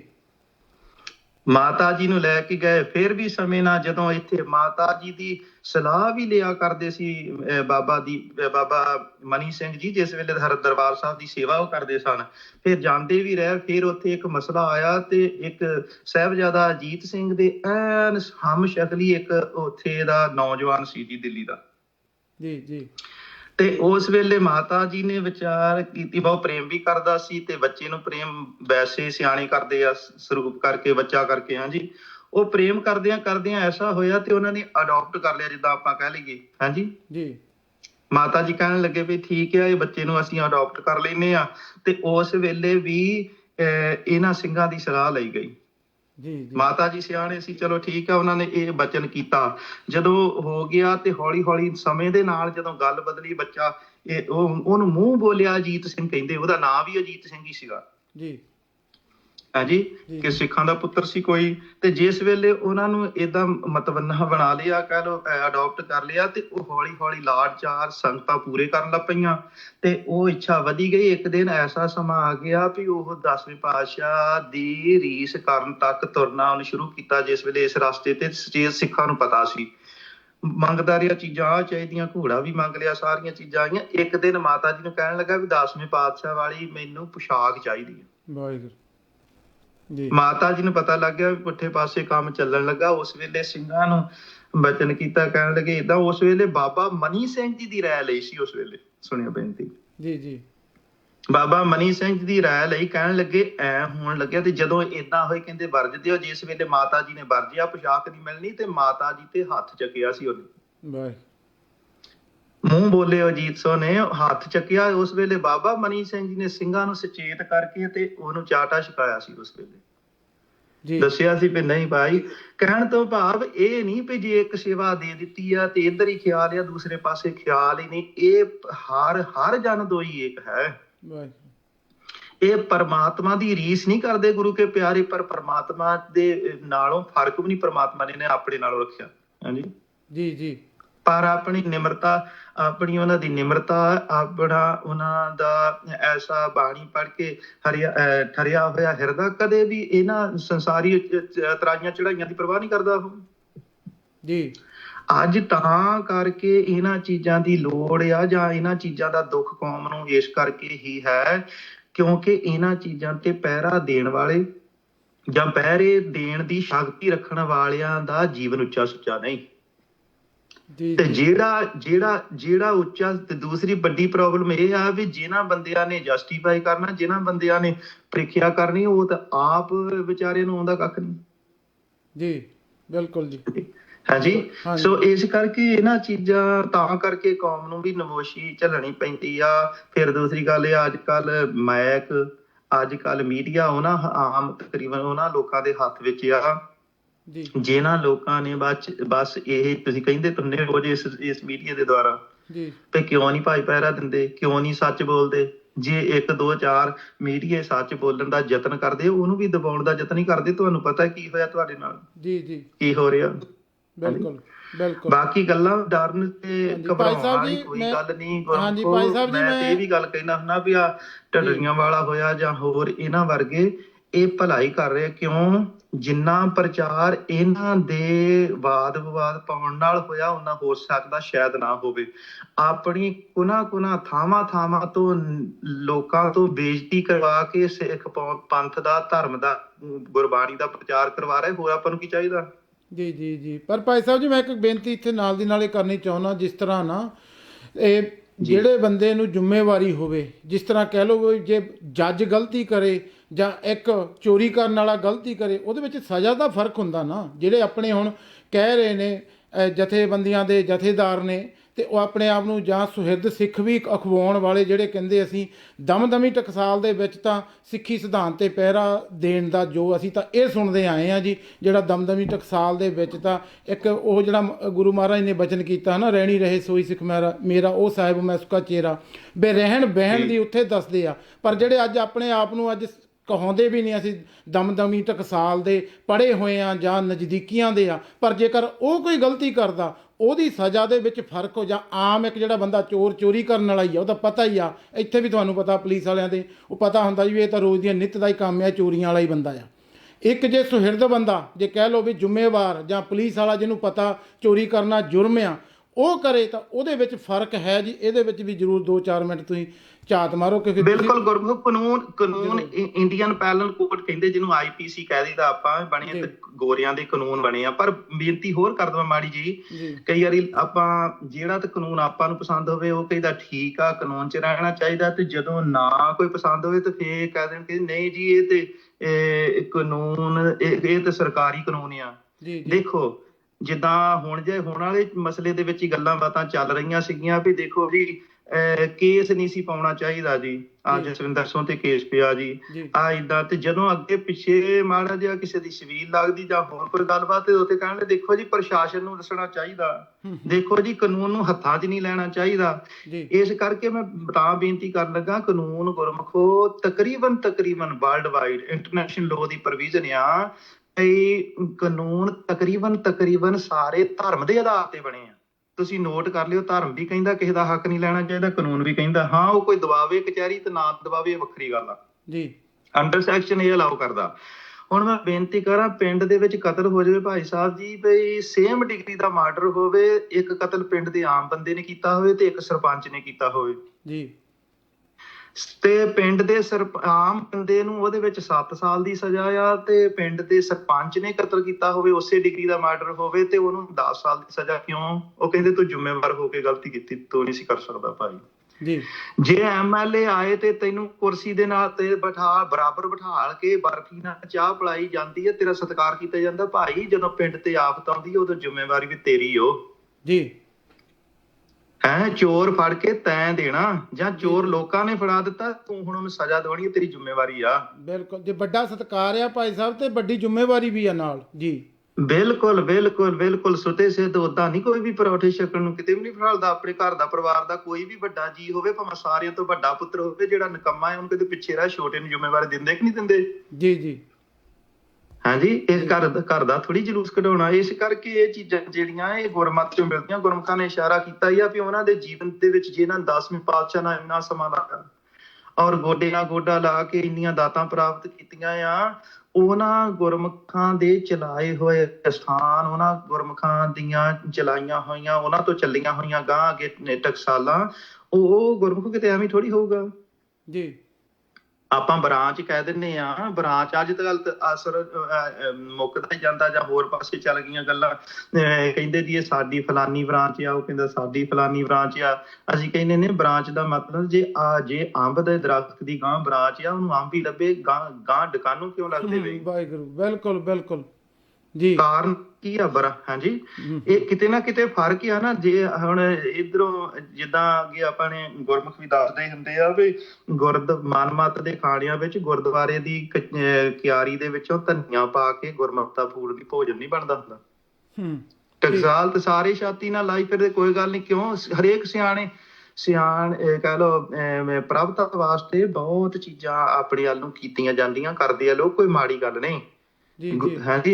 ਪਰ ਗੱਲ ਏਦਾਂ ਵੀ ਉਹ ਸਿਧਾਂਤ ਵੀ ਕਬੂਲਣੇ ਪੈਣਗੇ ਨਾ ਭਾਰੀ ਜੀ। ਜਦੋਂ ਆਇਆ ਜਿੱਧਰ ਮਰਜੀ ਗੱਲ ਕਰੇ, ਓੜ ਕੇ ਸੱਚ ਦੀ, ਪਰ ਦੇਰ ਹਮੇਸ਼ਾ ਹੀ ਗੁਰਮਤ ਨੇ ਮੰਨਿਆ ਵੀ ਝੂਠ ਦੀ ਪਹਿਲੀ ਜਿੱਤ ਹੁੰਦੀ ਹੈ ਜੀ। ਤੁਸੀਂ ਲਾ ਲਓ, ਤੁਸੀਂ ਹਿਸਾਬ ਲਾਓ ਵੀ ਜਿੱਦਣ ਬਾਹਲਾ ਨਾ ਗੱਲ ਕਰੀਏ, ਮਾੜੀ ਜਿਹੀ ਸੰਸਾਰੀ ਗੱਲ ਕਰੀਏ, 1984 ਦੇ ਵਿੱਚ 1984 ਜਿਸ ਵੇਲੇ ਅਟੈਕ ਹੋ ਚੁੱਕਾ ਸੀਗਾ, ਤੇ ਆਪਾਂ ਸਿਰਫ ਜੂਨ ਮਹੀਨੇ ਦੀ ਐਂਡ ਤੱਕ ਹੀ ਗੱਲ ਕਰ ਲਈਏ ਜੀ, ਏਦਾਂ ਲੱਗਦਾ ਸੀ ਕਿ ਵੀ ਅਸੀਂ ਸਿੱਖ ਮਾਰ ਲਏ ਸਾਰੇ। ਹਾਂਜੀ, ਰਿਹਾ ਹੀ ਕੱਖ ਨਹੀਂ, ਦੇਖਦੇ ਸੀ ਕਿ ਨਹੀਂ। ਔਰ ਇਹ ਵੀ ਮੈਂ ਮੰਨਦਾ ਆ ਵੀ ਕੇਸਰੀ ਦਸਤਾਰਾਂ ਵੀ ਨਵਾਰੀ ਮੰਜਿਆਂ ਦੇ ਵਿੱਚ ਦੇ ਕੇ ਰਹਿਣਾ ਪੈਂਦਾ ਸੀ, ਪੁਲਿਸ ਨਹੀਂ ਸੀ ਟਿਕਣ ਦਿੰਦੀ ਪਿੰਡਾਂ 'ਚ। ਵਾਹਿਗੁਰੂ ਜੀ। ਪਰ ਅੱਜ ਕਿੱਥੇ ਗਈ ਗੱਲ ਉਹ ਜੀ। ਕਿੰਨਾ ਕੁ ਸਮਾਂ ਲੱਗਾ? ਕਿਤੇ ਆਪਾਂ ਕਹਿੰਦੇ ਸਦੀਆਂ ਲੱਗਦੀਆਂ ਕੌਮਾਂ ਨੂੰ, 1 ਸਦੀ ਵੀ ਨਹੀਂ ਅਜੇ ਤਾਂ ਲੱਗੀ। ਗੱਲ ਬਹੁਤ ਤਾਂ ਪਹੁੰਚ ਗਈ। ਹਾਂ ਠੀਕ ਆ, ਜਿਨ੍ਹਾਂ ਦੇ ਹਿਰਦੇ ਦੇ, ਜਿਨ੍ਹਾਂ ਦੇ ਦਿਲ ਕਮਜ਼ੋਰ ਆ, ਉਹਨਾਂ ਨੂੰ ਤਾਂ ਕੱਚੀ ਲੱਸੀ ਨਹੀਂ ਬਚਣੀ। ਉਹ ਤਾਂ ਕਹੀ ਜਾਂਦੇ ਲੈ ਜੀ ਐ ਹੋ ਗਿਆ ਜੀ, ਕੌਮ ਇਸ ਪੈਸੇ ਪੈ ਗਈ। ਅੱਜ ਦੇਖੋ ਸਹੀ ਕੀ ਬਣ ਰਿਹਾ। ਇਹ ਗੱਲਾਂ ਮੈਂ ਬਾਹਰਲੇ ਮੁਲਕਾਂ ਦੀ ਬੇਨਤੀ ਕਰਦਾ ਹੁੰਦਾ, ਮੈਂ ਪਰੇ ਨਾ ਜਾਂਦਾ ਹੋਵਾਂ ਵੀ ਚਲੋ ਗੱਲਾਂ ਵਿਸ਼ੇਸ਼ ਹੋ ਚੁੱਕੀਆਂ ਕਰਕੇ, ਪਰ ਆਪਾਂ ਦੱਸੀਏ ਗੁਰਮੁਖਾਂ ਦੇ ਜੀਵਨਾਂ 'ਚ ਉਹ ਨਿਕਲਿਆ ਕੀ ਕੁਝ ਆ। ਅੱਜ ਜਿਹਨਾਂ ਮੁਲਕਾਂ 'ਚ ਆਪਾਂ ਰਹਿ ਰਹੇ ਹਾਂ, ਇਹਨਾਂ ਮੁਲਕਾਂ ਦੇ ਵਿੱਚ, ਇਹਨਾਂ ਮੁਲਕਾਂ ਦੇ ਵਸਿੰਦੇ ਨਾਗਰਿਕ ਜਿਹੜੇ ਪੈਦਾ ਇੱਥੇ ਹੋਏ ਆ, ਉਹਨਾਂ ਨੂੰ 2-4 ਇੰਚ ਦਾ ਨਾਈਫ ਛਕਣ ਦੀ ਇਜਾਜ਼ਤ ਨਹੀਂ ਜੀ। ਤੇ ਇਹ ਹੈਗੀ ਆ ਸਾਨੂੰ, ਅਸੀਂ 3.5 ਫੁੱਟੀਆਂ ਕਿਰਪਾਨਾਂ ਲੈ ਕੇ ਗੱਤਕੇ ਖੇਡਦੇ ਆ ਬਾਹਰਲਿਆਂ ਮੁਲਕਾਂ ਦੇ ਵਿੱਚ। ਗੁਰੂ ਦੀ ਕਿਰਪਾ ਨਹੀਂ, ਇਹ ਸ਼ਹੀਦਾਂ ਦੀ ਦੇਣ ਨਹੀਂ। ਬਿਲਕੁਲ ਜੀ ਜੀ। ਤੇ ਪਰ ਜ਼ਿੰਮੇਵਾਰ ਬੰਦੇ ਨੇ ਜਦੋਂ ਵੀ ਗੁਰਮੁਖੋ ਜ਼ਿੰਮੇਵਾਰੀ ਨਹੀਂ ਨਿਭਾਈ, ਮਹਾਰਾਜ ਸਾਹਿਬ ਨੇ ਪਰਾਂ ਕੀਤਾ ਉਹਨੂੰ ਜੀ। ਹਾਂਜੀ, ਤੁਸੀਂ ਅਨੇਕਾਂ ਸਾਖੀਆਂ ਲੈ ਲਓ ਮਹਾਰਾਜ ਸਾਹਿਬ ਦੇ ਇਤਿਹਾਸ ਦੇ ਵਿੱਚੋਂ, ਜਿੱਥੇ ਨਹੀਂ ਤੇ ਉੱਥੇ ਮਹਾਰਾਜ ਸਾਹਿਬ ਨੇ ਪਰਾਂ ਕਰਤਾ, ਕਹਿੰਦੇ ਨਹੀਂ ਭਾਈ ਜੀ, ਯੋਗਤਾ ਨਹੀਂ। ਹਾਂਜੀ ਹਾਂਜੀ। ਤੇ ਜਿੰਨੇ ਨਿਮਰਤਾ ਰੱਖੀ ਆ, ਨਹੀਂ ਵੀ ਯੋਗਤਾ ਸੀ, ਮਹਾਰਾਜ ਕਹਿੰਦੇ ਕਹਿਣ ਲੱਗੇ ਕੱਲ ਨੂੰ ਹੱਥ ਵੱਜੇ, ਜਿਸ ਵੇਲੇ ਹੱਥ ਜੋੜੇ ਸੀ ਨਾ ਮਹਾਰਾਜ ਭਾਈ ਮਨੀ ਸਿੰਘ ਜੀ ਨੇ, ਭਾਈ ਮਨੀ ਸਿੰਘ ਜੀ ਕਹਿਣ ਲੱਗੇ ਮਹਾਰਾਜ ਕੀ ਹੁਕਮ ਹੈ, ਮੈਨੂੰ ਬੁਲਾਇਆ। ਮਹਾਰਾਜ ਕਹਿਣ ਲੱਗੇ ਭਾਈ ਤੁਸੀਂ ਇਹ ਸਾਰੀ ਬਾਣੀ ਲਿਖਣੀ, ਅਸੀਂ ਲਿਖਾਵਾਂਗੇ, ਤੇ ਜਿਹੜੇ ਬਾਬਾ ਦੀਪ ਸਿੰਘ ਜੀ ਤੁਸੀਂ ਆਹ ਕਾ ਕੇ ਤੇ ਕਲਮਾਂ ਤਿਆਰ, ਸ਼ਾਹੀ ਤਿਆਰ ਕਰਨੀ ਆ। ਤੇ ਹੱਥ ਜੋੜ ਕੇ ਬਾਬਾ ਮਨੀ ਸਿੰਘ ਜੀ ਪਤਾ ਹੀ ਕਹਿੰਦੇ ਮਹਾਰਾਜ ਕਹਿੰਦੇ ਮੈਂ ਤਲਪੱਗ ਜੀਵਿਆ, ਮੈਨੂੰ ਲਿਖਣੀ ਨਹੀਂ ਆਉਂਦੀ, ਪੜ੍ਹੋ ਇਤਿਹਾਸ। ਵਾਹਿਗੁਰੂ। ਮਹਾਰਾਜ ਕਹਿਣ ਲੱਗੇ ਭਾਈ ਮਨੀ ਸਿੰਘ ਬਸ ਗੱਲ ਇੱਥੇ ਉਹ ਨਹੀਂ, ਹੁਣ ਤੂੰ ਗੁਰੂ ਨਾਨਕ ਸਾਹਿਬ ਜੀ ਦੇ ਘਰ ਵਿੱਚ ਬੈਠਾ ਆ ਤੇ ਅਗੰਮੀ ਕਾਲਮ ਚੱਲੂਗੀ, ਹੁਣ ਤੂੰ ਤਾਂ ਸਿਰਫ ਕਾਲਮ ਨੂੰ ਫੜਨਾ ਹੀ ਆ, ਚੱਲੀ ਜੀ ਜੀ ਜੀ, ਭਰੋਸੇ ਦੀ ਗੱਲ ਹੈ ਜੀ ਗੱਲ। ਹਾਂ, ਗੱਲ ਸਾਰੀ ਭਰੋਸੇ ਦੀ। ਜੇ ਭਰੋਸਾ ਹੀ ਹੈ ਨਹੀਂ ਆ ਤੇ ਫੇਰ ਤਾਂ ਮਾਤਾ ਦੁੱਧ ਨਹੀਂ ਦਿੰਦੀ ਪਿਆਰਿਓ।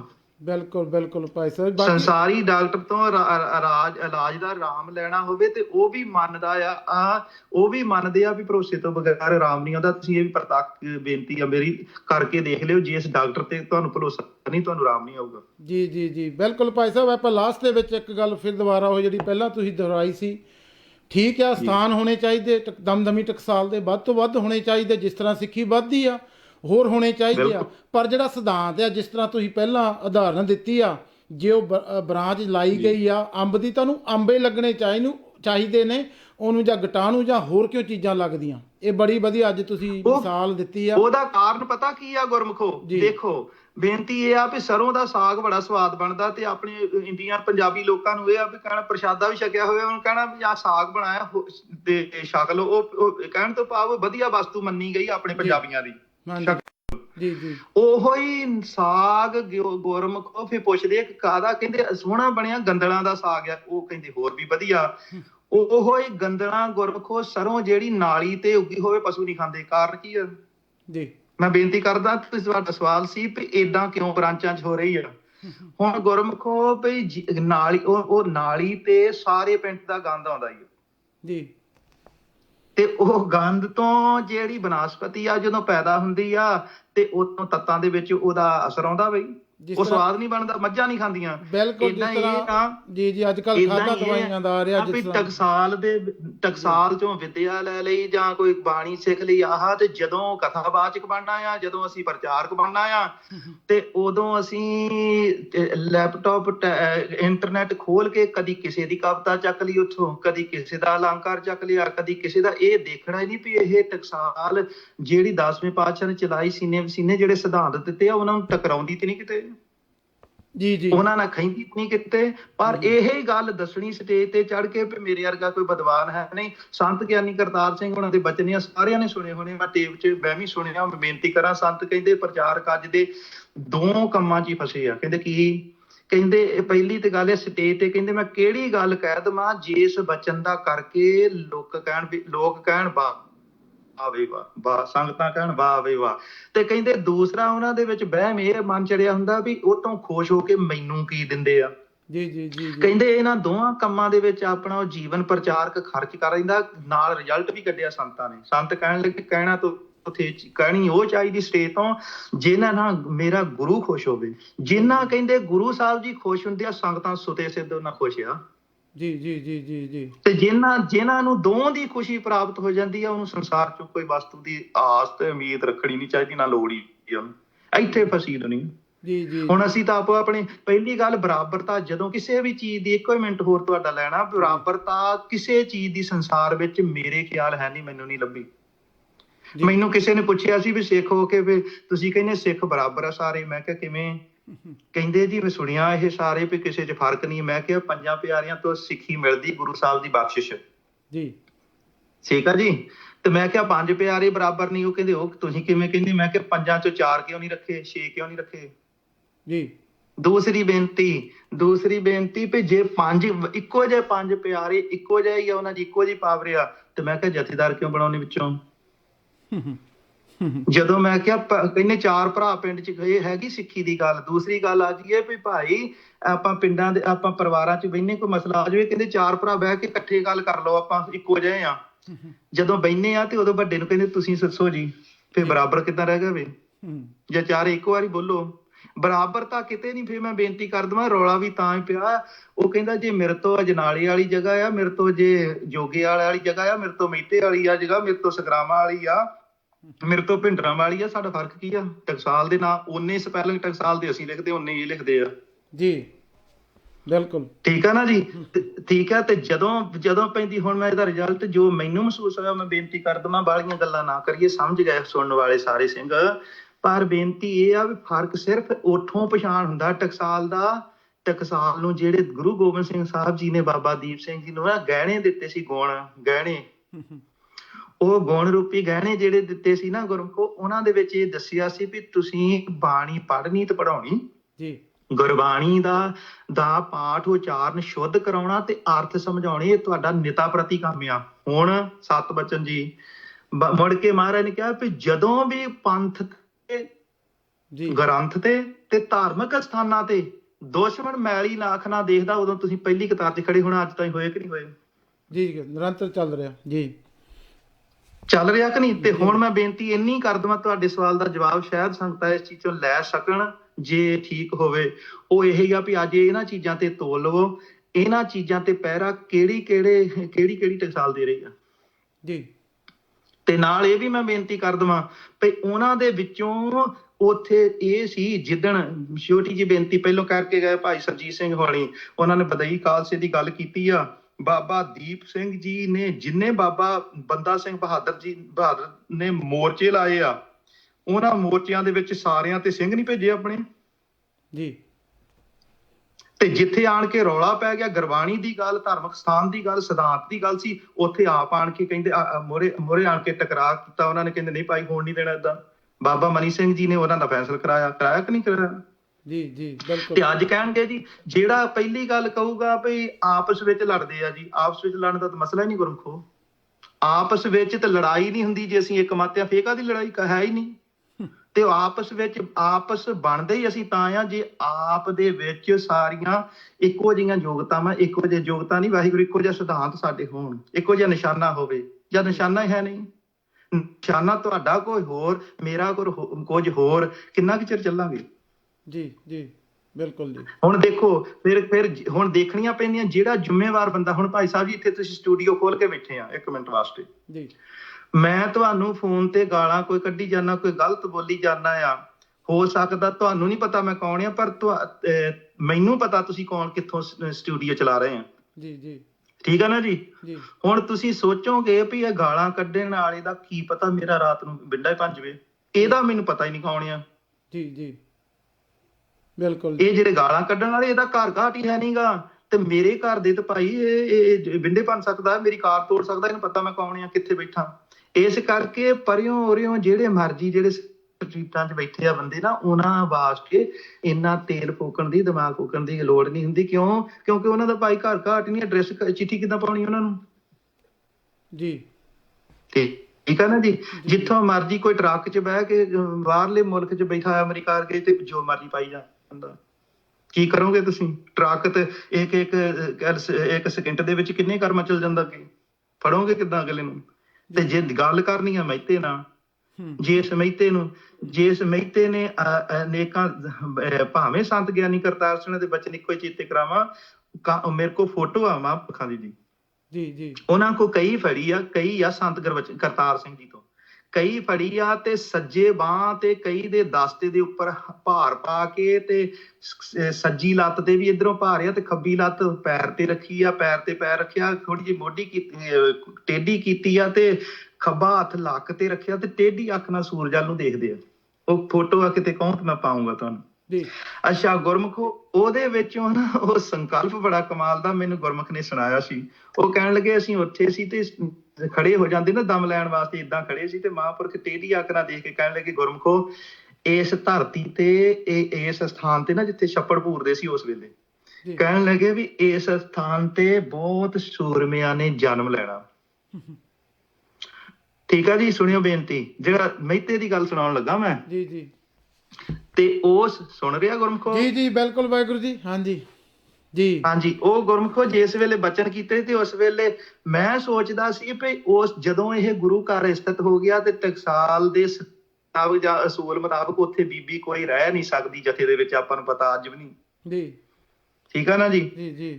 ਤੇ ਉਹ ਮਹਾਂਪੁਰਖਾਂ ਦੇ ਬਚਨ ਸੀ, ਜਦੋਂ ਦਾ ਸਥਾਨ ਉਹ ਕਹਿ ਲਓ ਹੋਂਦ ਵਿੱਚ ਆਇਆ ਤੇ ਉੱਥੇ ਕਿਸੇ ਵੀ ਬੱਚੇ ਨੇ ਸਰੀਰ ਕਰਕੇ ਜਨਮ ਨਹੀਂ ਲਿਆ। ਮੇਰਾ ਖਿਆਲ ਆ 100% ਮੈਂ ਸ਼ੋਰ ਨਹੀਂ ਉਦਾਂ, ਚਲੋ ਜੀ ਠੀਕ ਆ ਜੀ। ਜੀ ਜੀ। ਇੱਕ ਵੀ ਬੱਚੇ ਨੇ ਉੱਥੇ ਮੇਰੇ ਖਿਆਲ ਨਾਲ ਜਦੋਂ ਦਾ ਮਹਿਤਾ ਸਥਾਨ ਬਣਿਆ ਕਿਸੇ ਬੱਚੇ ਨੇ ਜਨਮ ਨਹੀਂ ਲਿਆ ਹੋਣਾ। ਪਰ ਜਿੰਨੇ ਸੂਰਮੇ ਪੈਦਾ ਹੋਏ ਆ ਉਹ ਮਹਾਂਪੁਰਖਾਂ ਨੇ ਬਚਨ ਕੀਤੇ ਤੇ ਆਪਾਂ ਅੱਖਾਂ ਨਾਲ ਇਹਨਾਂ 30 ਸਾਲਾਂ 35 ਚ ਦੇਖ ਲੈਣਾ ਜੀ। ਜੀ ਜੀ ਬਿਲਕੁਲ। ਇਹ ਦੂਰ ਅੰਦੇਸ਼ੀ ਕਿਉਂ? ਕਿਉਂਕਿ ਉੱਥੇ ਪੈਦਾ ਕਰਨ ਦਾ ਮਤਲਬ ਸਰੀਰ ਕਿਤੇ ਵੀ ਪੈਦਾ ਹੋਇਆ ਹੋਵੇ ਪਰ ਸਰੀਰ ਦੀ ਤਿਆਰੀ ਉੱਥੇ ਸੂਰਮ ਸ਼ਕਤੀ ਨੂੰ ਦੇਣ ਵਾਸਤੇ ਉਸ ਮਹਿਤੇ ਵਿੱਚ ਤਿਆਰੀ ਕੀਤੀ ਜਾਂਦੀ ਹੈ। ਵਾਹਿਗੁਰੂ ਜੀ। ਹੁਣ ਲੰਗੜਾ ਬੰਦਾ ਕਦੇ ਵੀ ਗਾਲ ਨਹੀਂ ਕੱਢਦਾ, ਨਾ ਉਹ ਦੌਕਾ ਹੀ ਮਾਰਦਾ। ਉਹਨੂੰ ਪਤਾ ਜਦੋਂ ਮੇਰੇ ਮਗਰ ਪਿਆ ਮੈਂ ਭੱਜਣਾ ਕਿੱਦਾਂ ਜੀ। ਇਸ ਕਰਕੇ ਇਹ ਬੰਦੇ ਜਿਹੜੇ ਵਿਚਾਰੇ ਅਪਾਹਜ ਆ, ਫਿਰ ਇਹਨਾਂ ਨੂੰ ਗਰੁੱਪ ਬਣਾਉਣੇ ਪੈਂਦੇ ਕਿ ਕੋਈ ਪਰਾਂ ਹੋਣਾ ਜਾਣਾ ਪੈਂਦਾ, ਕੋਈ ਕਿਤੇ, ਫਿਰ ਉਹ ਇਕੱਠੇ ਜ਼ਰੂਰ ਹੋ ਜਾਂਦੇ ਆ। ਜੀ ਜੀ। ਇਕੱਠੇ ਹੁੰਦੇ ਸਮੇਂ ਦੇ ਨਾਲ। ਤੇ ਪਰ ਜਿਹੜੇ ਸਿਆਣੇ ਸੁਚੱਜੇ ਸਿੱਖ ਹੁੰਦੇ ਉਹਨਾਂ ਦਾ ਅਸਰ ਕੀ ਪੈਂਦਾ, ਮੈਂ ਬੇਨਤੀ ਕਰਾਂ, ਜਿਹੜਾ ਬੇਈਮਾਨ ਆ ਉਹਨਾਂ ਤੋਂ ਉਹਦੀ ਤੇ ਗੱਲ ਹੀ ਵੱਖਰੀ ਹੈ। ਪਰ ਜਿਹੜੇ ਆਮ ਸਿੱਖ ਸੰਗਤਾਂ ਹੁੰਦੀਆਂ ਉਹਨਾਂ ਦਾ ਸਹਾਰਾ ਲੈ ਕੇ ਉਹਨਾਂ ਦੇ ਬਚਨਾਂ ਤੇ ਵਿਚਾਰ ਵਾਹਿਗੁਰੂ ਯਕੀਨ ਕਰਦੀਆਂ, ਨੋ ਐਂਟਰੀ ਚੈਂਟ ਨੂੰ ਉਹ ਪੈਂਦੀਆਂ। ਆਪਾਂ ਬਹੁਤ ਵਾਰੀ ਦੇਖਿਆ ਜਿਹੜੇ ਸੰਤ ਗਿਆਨੀ ਗੁਰਬਚਨ ਸਿੰਘ ਹੋਣਾ ਤੋਂ ਬਾਅਦ ਕਰਤਾਰ ਸਿੰਘ ਹੋਣਾ ਨਾਲ ਠੀਕ ਨਹੀਂ ਸੀ, ਉਹਨਾਂ ਨੂੰ ਮੁੜ ਕੇ ਸ਼ਰਮਿੰਦਗੀ ਦਾ ਨਾਲ ਹੀ ਜ਼ਿੰਦਗੀ ਕੱਟਣੀ ਪਈ, ਕਿਤੇ ਲੋਕਾਂ 'ਚ ਵਿਚਰਨ ਜੋਗੇ ਥੋੜੀ ਰਹੇ। ਜਿਹੜੇ ਸੰਤ ਗਿਆਨੀ ਜਰਨੈਲ ਸਿੰਘ ਹੋਣਾ ਨੂੰ ਲੱਤਾਂ ਮਾਰ ਮਾਰ ਕੇ ਨਾਨਕ ਨਿਵਾਸ ਚੋਂ ਕੱਢਦੇ ਸੀ, ਮੰਜੀ ਸਾਹਿਬ ਦੀਵਾਨ ਹਾਲ ਚੋਂ ਕੱਢਦੇ ਸੀਗੇ, ਉਹ ਮੁੜ ਕੇ ਸ਼ਰਮ ਨਾਲ ਹੀ ਮਰੇ, ਉਹ ਕਿਤੇ ਸਮਾਗਮਾਂ 'ਚ ਪਹੁੰਚੇ। ਅਗਲੀ ਗੱਲ ਤੇ ਜਿਹੜੀਆਂ ਹੋਣ ਵਾਲੇ ਉਹ ਗਾਂ ਵਾਲੀ ਏਦਾਂ ਹੀ ਚੱਲੀ ਜਾਣੀਆਂ। ਇਹ ਤੇ 14-15 ਜਗ੍ਹਾ ਦੀਆਂ ਆਪਾਂ ਗੱਲਾਂ ਕਰਦੇ ਹਾਂ, ਤੁਸੀਂ ਤੋਲ ਲਓ। ਜੀ ਜੀ ਹਾਂਜੀ ਬਿਲਕੁਲ ਬਿਲਕੁਲ। ਸੋ ਇਸ ਕਰਕੇ ਉਹਨਾਂ ਨੂੰ ਆਪ ਹੀ ਇਹਨਾਂ ਚੀਜ਼ਾਂ ਤੋਂ ਸੁਚੇਤ ਹੋਣਾ ਚਾਹੀਦਾ। ਜੇ ਗੁਰਮੁਖਤਾਈ ਹੈਗੀ ਆ ਭਾਈ, ਜੀਵਨ ਮੁੱਕ ਜਾਣਾ ਆ, ਕਿਤੇ ਐਵੇਂ ਖਰਾਬ ਕਰਕੇ ਨਿੰਦਿਆ ਦੇ ਵਿੱਚ ਹੀ ਸਮਾਂ ਲਾ ਕੇ ਆਪਾਂ ਘੱਟੋ ਘੱਟ ਚੁੱਪ ਹੀ ਕਰੀਏ। 10 ਦਿਨ ਅਟਕ ਜਾਓ, ਸਾਰਾ ਕੁਝ ਸੱਚ ਬਾਹਰ ਆ ਜਾਂਦਾ। ਆ ਨਹੀਂ ਗਿਆ ਹੁਣ 10-15 ਦਿਨਾਂ ਦੇ ਵਿੱਚ ਆ ਨਹੀਂ ਕੇਸ ਪੈਣਾ ਚਾਹੀਦਾ ਸੀ, ਉਹ ਨਹੀਂ ਪੈਣਾ ਚਾਹੀਦਾ ਸੀ। ਅਸੀਂ ਕਿ ਵਿਚਾਰ ਹੀ ਆ ਜਿਹੜਾ ਬੰਦਾ ਸਿੱਧੀ ਨਹੀਂ ਕਰਦਾ। ਹੁਣ ਕੱਲ ਨੂੰ ਜਿਹੋ ਜੀ ਇਹਨਾਂ ਦੀ ਨਿਹੰਗ ਹੋਣਾ ਦੀ ਬੋਲੀ ਆ, ਜਿਹੋ ਜਿਹੀ ਪਹਿਲਾਂ ਦੱਸੋ ਵੀ 4 ਬੰਦੇ ਬਹਿ ਜਾਣ, ਇਹ ਪੱਗ ਲਾਉਣ ਕਿ ਨਾ ਲਾਉਣ ਇੱਕ ਦੂਜੇ ਦੀ। ਬਿਲਕੁਲ ਜੀ। ਫੇਰ ਕਹਿਣਾ ਸਿੱਖ ਲੜਦੇ। ਹੁਣ ਸੌਖੇ ਤਰੀਕੇ ਦੇ ਨਾਲ ਇਹਨੂੰ ਕਹਿਤਾ। ਹੁਣ ਜੇਲ੍ਹ ਚੋਂ ਬਾਹਰ ਆਣ ਕੇ ਵੀ ਹੱਥ ਜੋੜ ਕੇ ਕਹਿੰਦਾ ਵੀ ਜੱਜ ਸਾਹਿਬ ਗੁੱਸਾ ਵਾਹਿਗੁਰੂ ਡਿਸਟਰਬ ਹੁੰਦੇ, ਏਦਾਂ ਨਾ ਉੱਚੀ ਉੱਚੀ ਸਿਮਰਨ ਨਾ ਕਰੋ ਜੀ। ਜੀ ਜੀ ਜੀ ਬਿਲਕੁਲ। ਤੇ ਇਹ ਬੋਲੀ ਇੰਨੀ ਨਿਮਰਤਾ ਵਾਲੀ ਬੋਲੀ ਕਿਤੇ ਇਹਨੇ ਕਦੀ ਸਟੂਡੀਓ ਤੇ ਬਹਿ ਕੇ ਕਿਸੇ ਨੂੰ ਬੋਲੀ ਸੀ? ਜੀ ਜੀ ਜੀ ਬਿਲਕੁਲ। ਮੈਂ ਦੋਖੀ ਨਹੀਂ, ਫੇਰ ਵੀ ਮੈਂ ਇਹ ਬੇਨਤੀ ਕਰਦਾ ਵੀ ਜੇ ਕੋਈ ਗੱਲ ਨਹੀਂ, ਆਪਣੇ ਭੈਣ ਭਰਾ ਆ, ਸਾਰੇ ਭਰਾ ਆ, ਸਾਰੀ ਕੋਈ ਏਦਾਂ ਦੀ ਗੱਲ ਨਹੀਂ। ਪਰ ਘੱਟੋ ਘੱਟ ਚਲੋ ਜਦੋਂ ਕਿਸੇ ਚੀਜ਼ ਨੂੰ ਸਰਚ ਕਰੋ, ਜਦੋਂ ਤੁਹਾਨੂੰ ਪਤਾ ਲੱਗਦਾ ਫਿਰ ਬੇਈਮਾਨੀ ਤਾਂ ਨਾ ਕਰੋ। ਫਿਰ ਮੈਂ ਗਲਤ ਸੀ ਉੱਥੇ ਚੁੱਪ ਕਰ ਜਾਓ, ਕੋਈ ਗੱਲ ਨਹੀਂ, ਫਰਕ ਨਹੀਂ ਪੈਂਦਾ। ਉਹੀ ਤਾਂ ਭਾਈ ਸਾਹਿਬ ਜੀ ਮੈਂ ਗੱਲ ਬੇਨਤੀ ਕਰ ਰਿਹਾ ਸੀ ਵੀ ਜਿਸ ਤਰ੍ਹਾਂ ਇਹ ਕਹਿੰਦੇ ਬਾਬਾ ਜੀ ਹੁਣਾਂ ਦੇ ਮੈਂ ਰਿਸ਼ਤੇਦਾਰ ਵੀ ਹਾਂ, ਹੋਰ ਵੀ ਇਹ ਦੱਸ ਰਹੇ ਨੇ ਮੇਰੀ ਸੇਵਾ ਬਹੁਤ ਆ, ਬਾਬਾ ਜੀਆਂ ਦੀ ਸੰਗਤ ਕੀਤੀ ਉਹ ਆ। ਇਹਦੇ ਨਾਲ ਤਾਂ ਤੁਸੀਂ ਬਾਬਾ ਜੀ ਨੂੰ ਵੀ ਬਦਨਾਮ ਕਰ ਰਹੇ ਆ। ਬਾਬਾ ਠਾਕਰ ਸਿੰਘ ਜੀ, ਬਾਬਾ ਜਰਨੈਲ ਸਿੰਘ ਜੀ ਹੁਣਾਂ, ਹੁਣ ਜਿਸ ਤਰ੍ਹਾਂ ਪਤਾ ਲੱਗਾ ਗੁਟਕਾ ਕਿੱਥੋਂ ਮਿਲਿਆ ਸੀ, ਕਿੱਥੇ ਗਿਆ, ਉਹਦੀ ਬੇਅਦਬੀ ਕਿੱਦਾਂ ਹੋਈ, ਵਾਪਸ ਉੱਥੇ ਚਲਾ ਗਿਆ। ਇਹ ਹੁਣ ਦੱਸੋ ਕੱਲ੍ਹ ਨੂੰ ਜਿਹੜਾ ਆਪਾਂ ਨਿੰਦਕਾਂ ਦਾ ਵਿਰੋਧ ਕਰਦੇ ਸੀ, ਉਹਨਾਂ ਨੂੰ ਅਸੀਂ ਵਿਰੋਧ ਕਰਨ ਦੇ ਯੋਗ ਰਹਿ ਗਏ ਜਾਂ ਨਹੀਂ ਰਹਿ ਗਏ ਜੀ? ਇਹ ਤਾਂ ਹੁਣ ਗੱਲ ਸੋਚਣ ਵਾਲੀ ਆ ਨਾ। ਜੇਕਰ ਉਹਨਾਂ ਨਿੰਦਕਾਂ ਦਾ ਬੇਅਦਬੀ ਕਰਨ ਨਾਲ ਜੀ ਜੀ ਜੀ ਕਰੋ ਗੱਲ ਜੀ। ਬਾਬਾ ਠਾਕਰ ਸਿੰਘ ਜੀ ਦਾ ਜੀਵਨ ਜਿਹੜਾ ਸੰਸਾਰ ਭਰ ਵਿੱਚ ਪਤਾ ਆ, ਔਰ ਉਹਨਾਂ ਸਾਡੇ ਸਿੱਖਾਂ ਦੀ ਤੇ ਪੰਜਾਬੀਆਂ ਦੀ ਗੱਲ ਪਾਸੇ ਰਹਿ ਗਈ ਆ। ਉਹਨਾਂ ਗੋਰਿਆਂ ਨੂੰ ਵੀ ਪਤਾ ਹੈ, ਜਿਨ੍ਹਾਂ ਹਸਪੀਟਲਾਂ ਦੇ ਵਿੱਚ ਮਹਾਂਪੁਰਖਾਂ ਨੇ ਇਲਾਜ ਵਜੋਂ ਇਹਨਾਂ ਮੁਲਕਾਂ 'ਚ ਰਹੇ ਆ, ਜਿਹੜੇ ਉਹਨਾਂ ਦੇ ਸੰਪਰਕ 'ਚ ਆਏ, ਉਹਨਾਂ ਨੇ ਵੀ ਨਾਮਸਕਾਰ ਕੀਤੀ ਆ। ਉਹ ਤੇ ਜੀਵਨ ਜਿੱਤ ਕੇ ਚਲੇ ਗਏ ਸਰੀਰ ਕਰਕੇ। ਬਾਬਾ ਜੀ ਸੁਣਿਓ ਬੇਨਤੀ ਜੀ, ਉਹਨਾਂ ਦੇ ਨਾਂ ਨੂੰ ਤੇ ਇਹ ਬੇਨਤੀ ਕਰਾਂ ਵੀ ਕੋਈ ਫਰਕ ਨਹੀਂ ਪੈਣਾ, ਪਰ ਇਹਨਾਂ ਦੀ ਦੁੱਗਣੀ ਬੇਇੱਜ਼ਤੀ ਹੁੰਦੀ ਜਿਨ੍ਹਾਂ ਨੂੰ ਪਤਾ ਵੀ ਬਾਬਾ ਜੀ ਇਹੋ ਜਿਹੀ ਅਵਸਥਾ ਦੇ ਮਾਲਕ ਸੀ ਤੇ ਇਹ ਕਹਿੰਦਾ ਮੈਂ ਰਿਸ਼ਤੇਦਾਰ, ਇਹਦਾ ਮਤਲਬ ਨਿਕੰਮਾ ਹੀ ਪੁੱਤਰ ਜੰਮ ਪਿਆ ਕੋਲ 'ਚ ਜੀ। ਇਹ ਕਹਿ ਸਕਦੇ ਨਾ, ਜੇ ਤੋਂ ਮੇਰੀ ਬੇਨਤੀ ਸਮਝੇ ਨਾ ਜੀ। ਇਸ ਕਰਕੇ ਕੋਈ ਵੀ ਗੱਲ ਉੱਥੇ ਸੁਤੇ ਸਿੱਧ ਪਤਾ ਲੱਗ ਜਾਂਦਾ ਭਾਈ, ਜਾਂ ਤਾਂ ਉਹਨਾਂ ਦੇ ਪਰਿਵਾਰ ਦਾ ਪੁੱਤਰ ਨਹੀਂ ਤੇ ਜਾਂ ਇਹ ਪੁੱਤਰ ਕਹਿਣੇ ਕਾਰਨ ਆ। 2 ਗੱਲਾਂ ਹੁੰਦੀਆਂ ਉਸ ਗੱਲ ਦੀਆਂ ਜੀ ਬਿਲਕੁਲ ਜੀ। ਜਾਂ ਬਾਬਾ ਜੀ ਦੇ ਪਰਿਵਾਰ ਦਾ ਇਹ ਮੈਂਬਰ ਨਹੀਂ ਤੇ ਜਾਂ ਪਰਿਵਾਰ ਦੇ ਵਿੱਚ ਰਹਿ ਕੇ ਕਹਿਣੇ ਕਾਰ ਨਹੀਂ ਰਿਹਾ, ਇਸ ਕਰਕੇ ਫਰਕ ਰਿਹਾ ਉਹਦਾ। ਵੀ ਇੰਨਾ ਕੀ ਕਹਿ ਸਕਦੇ ਹੋ? ਜੀ ਬਿਲਕੁਲ ਜੀ। ਜਿਸ ਤਰ੍ਹਾਂ ਤੁਸੀਂ ਪਹਿਲਾਂ ਇੱਕ ਦਿਨ ਗੱਲ ਕੀਤੀ ਸੀ ਵੀ ਗਿਆਨੀ ਉੱਥੇ ਬਣਾਏ ਜਾਂਦੇ ਆ, ਜਿਹੜੇ ਆਪ ਗਿਆਨੀ ਮੋਹਰੇ ਗੱਗੇ ਨੂੰ ਸਿਹਾਰੀ 2 ਬਿੰਦੀਆਂ ਲਾ ਕੇ ਗਿਆਨੀ ਬਣਦੇ, ਉਹ ਗਲਤੀ ਜ਼ਰੂਰ ਕਰੂਗਾ।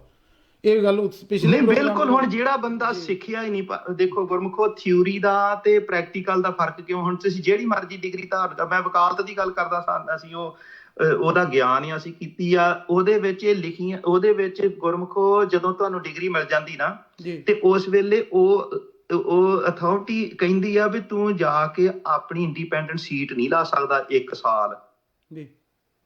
1 ਸਾਲ ਆਪਣੀ ਇੰਡੀਪੈਂਡੈਂਟ ਸੀਟ ਨਹੀਂ ਲਾ ਸਕਦਾ। ਕਿਸੇ ਸੀਨੀਅਰ ਵਕੀਲ ਦੇ ਨਾਲ ਓਥ ਕਮਿਸ਼ਨਰ ਬਣ ਕੇ ਤੇ ਫਿਰ ਤੂੰ ਆਪਣਾ ਫਾਰਮ ਟੈਸਟ ਕਰ ਲਿਆ ਕਰ, ਉਹਦੀ ਸਿੱਖਿਆ ਚ ਆਗਿਆ ਲੈ ਕੇ ਫਿਰ ਤੂੰ ਕੱਲਾ ਭੁਗਤਣ ਜੋਗਾ ਹੋਣਾ ਕੇਸ।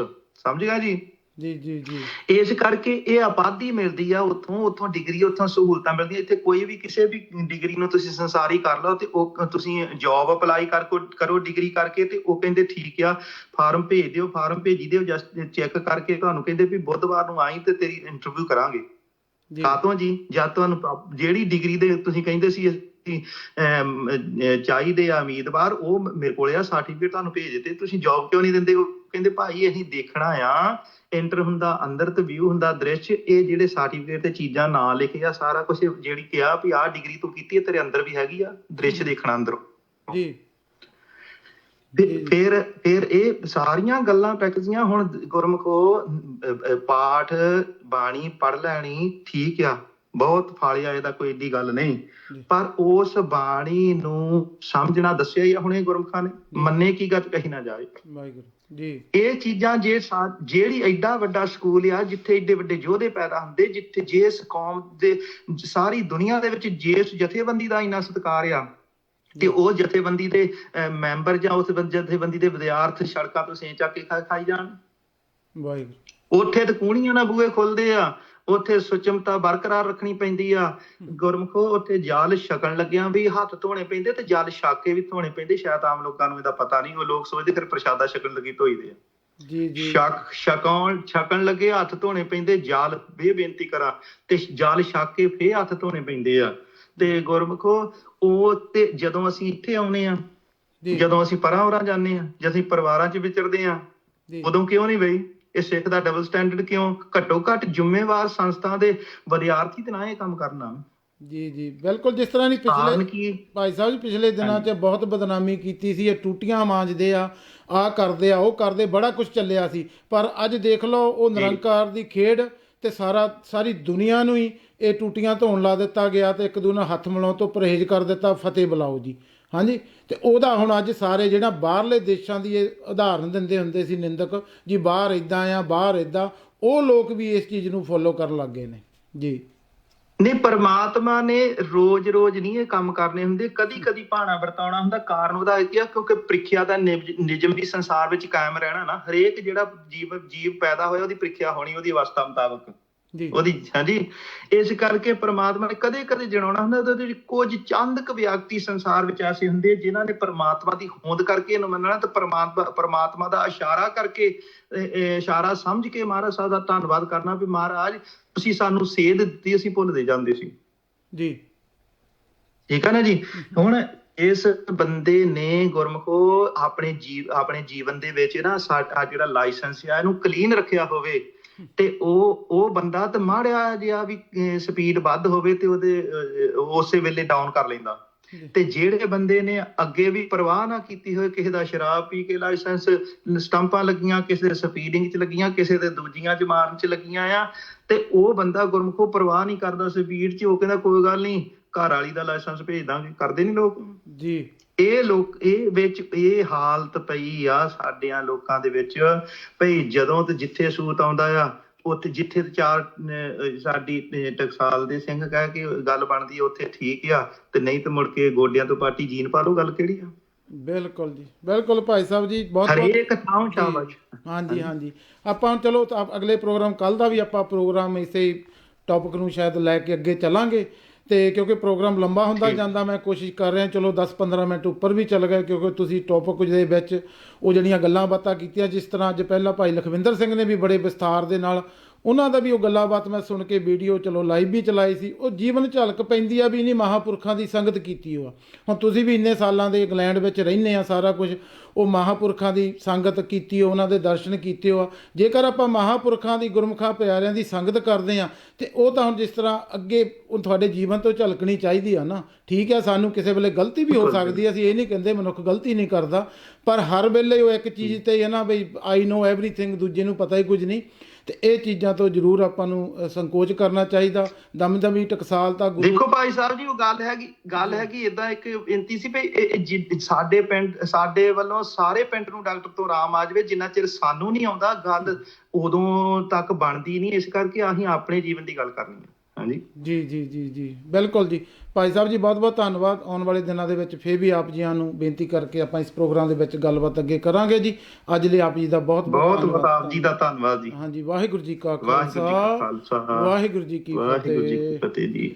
ਹਾਂਜੀ, ਇਹ ਸਾਨੂੰ ਭਾਈ ਹਰਜੀਤ ਸਿੰਘ ਜੀ ਜਾਗੋ ਵਾਲੇ ਜਥੇ ਦੇ ਨਾਲ, ਇਹ ਵੀ ਆਪਣੇ ਦੇਸ਼ਾਂ ਵਿਦੇਸ਼ਾਂ ਦੇ ਵਿੱਚ ਜਾ ਕਰਕੇ ਪ੍ਰਚਾਰ ਕਰਦੇ ਹਨ।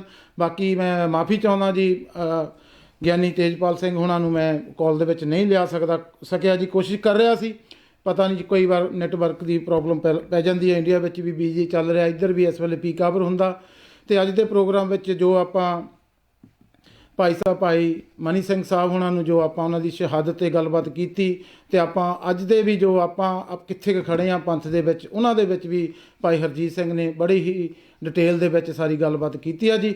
ਕੱਲ੍ਹ ਦੇ ਪ੍ਰੋਗਰਾਮ ਦੇ ਵਿੱਚ ਫਿਰ ਅਗਲੀ ਆਪਾਂ ਗੱਲਬਾਤ ਨੂੰ ਅੱਗੇ ਲੈ ਕਰਕੇ ਆਵਾਂਗੇ ਜੀ।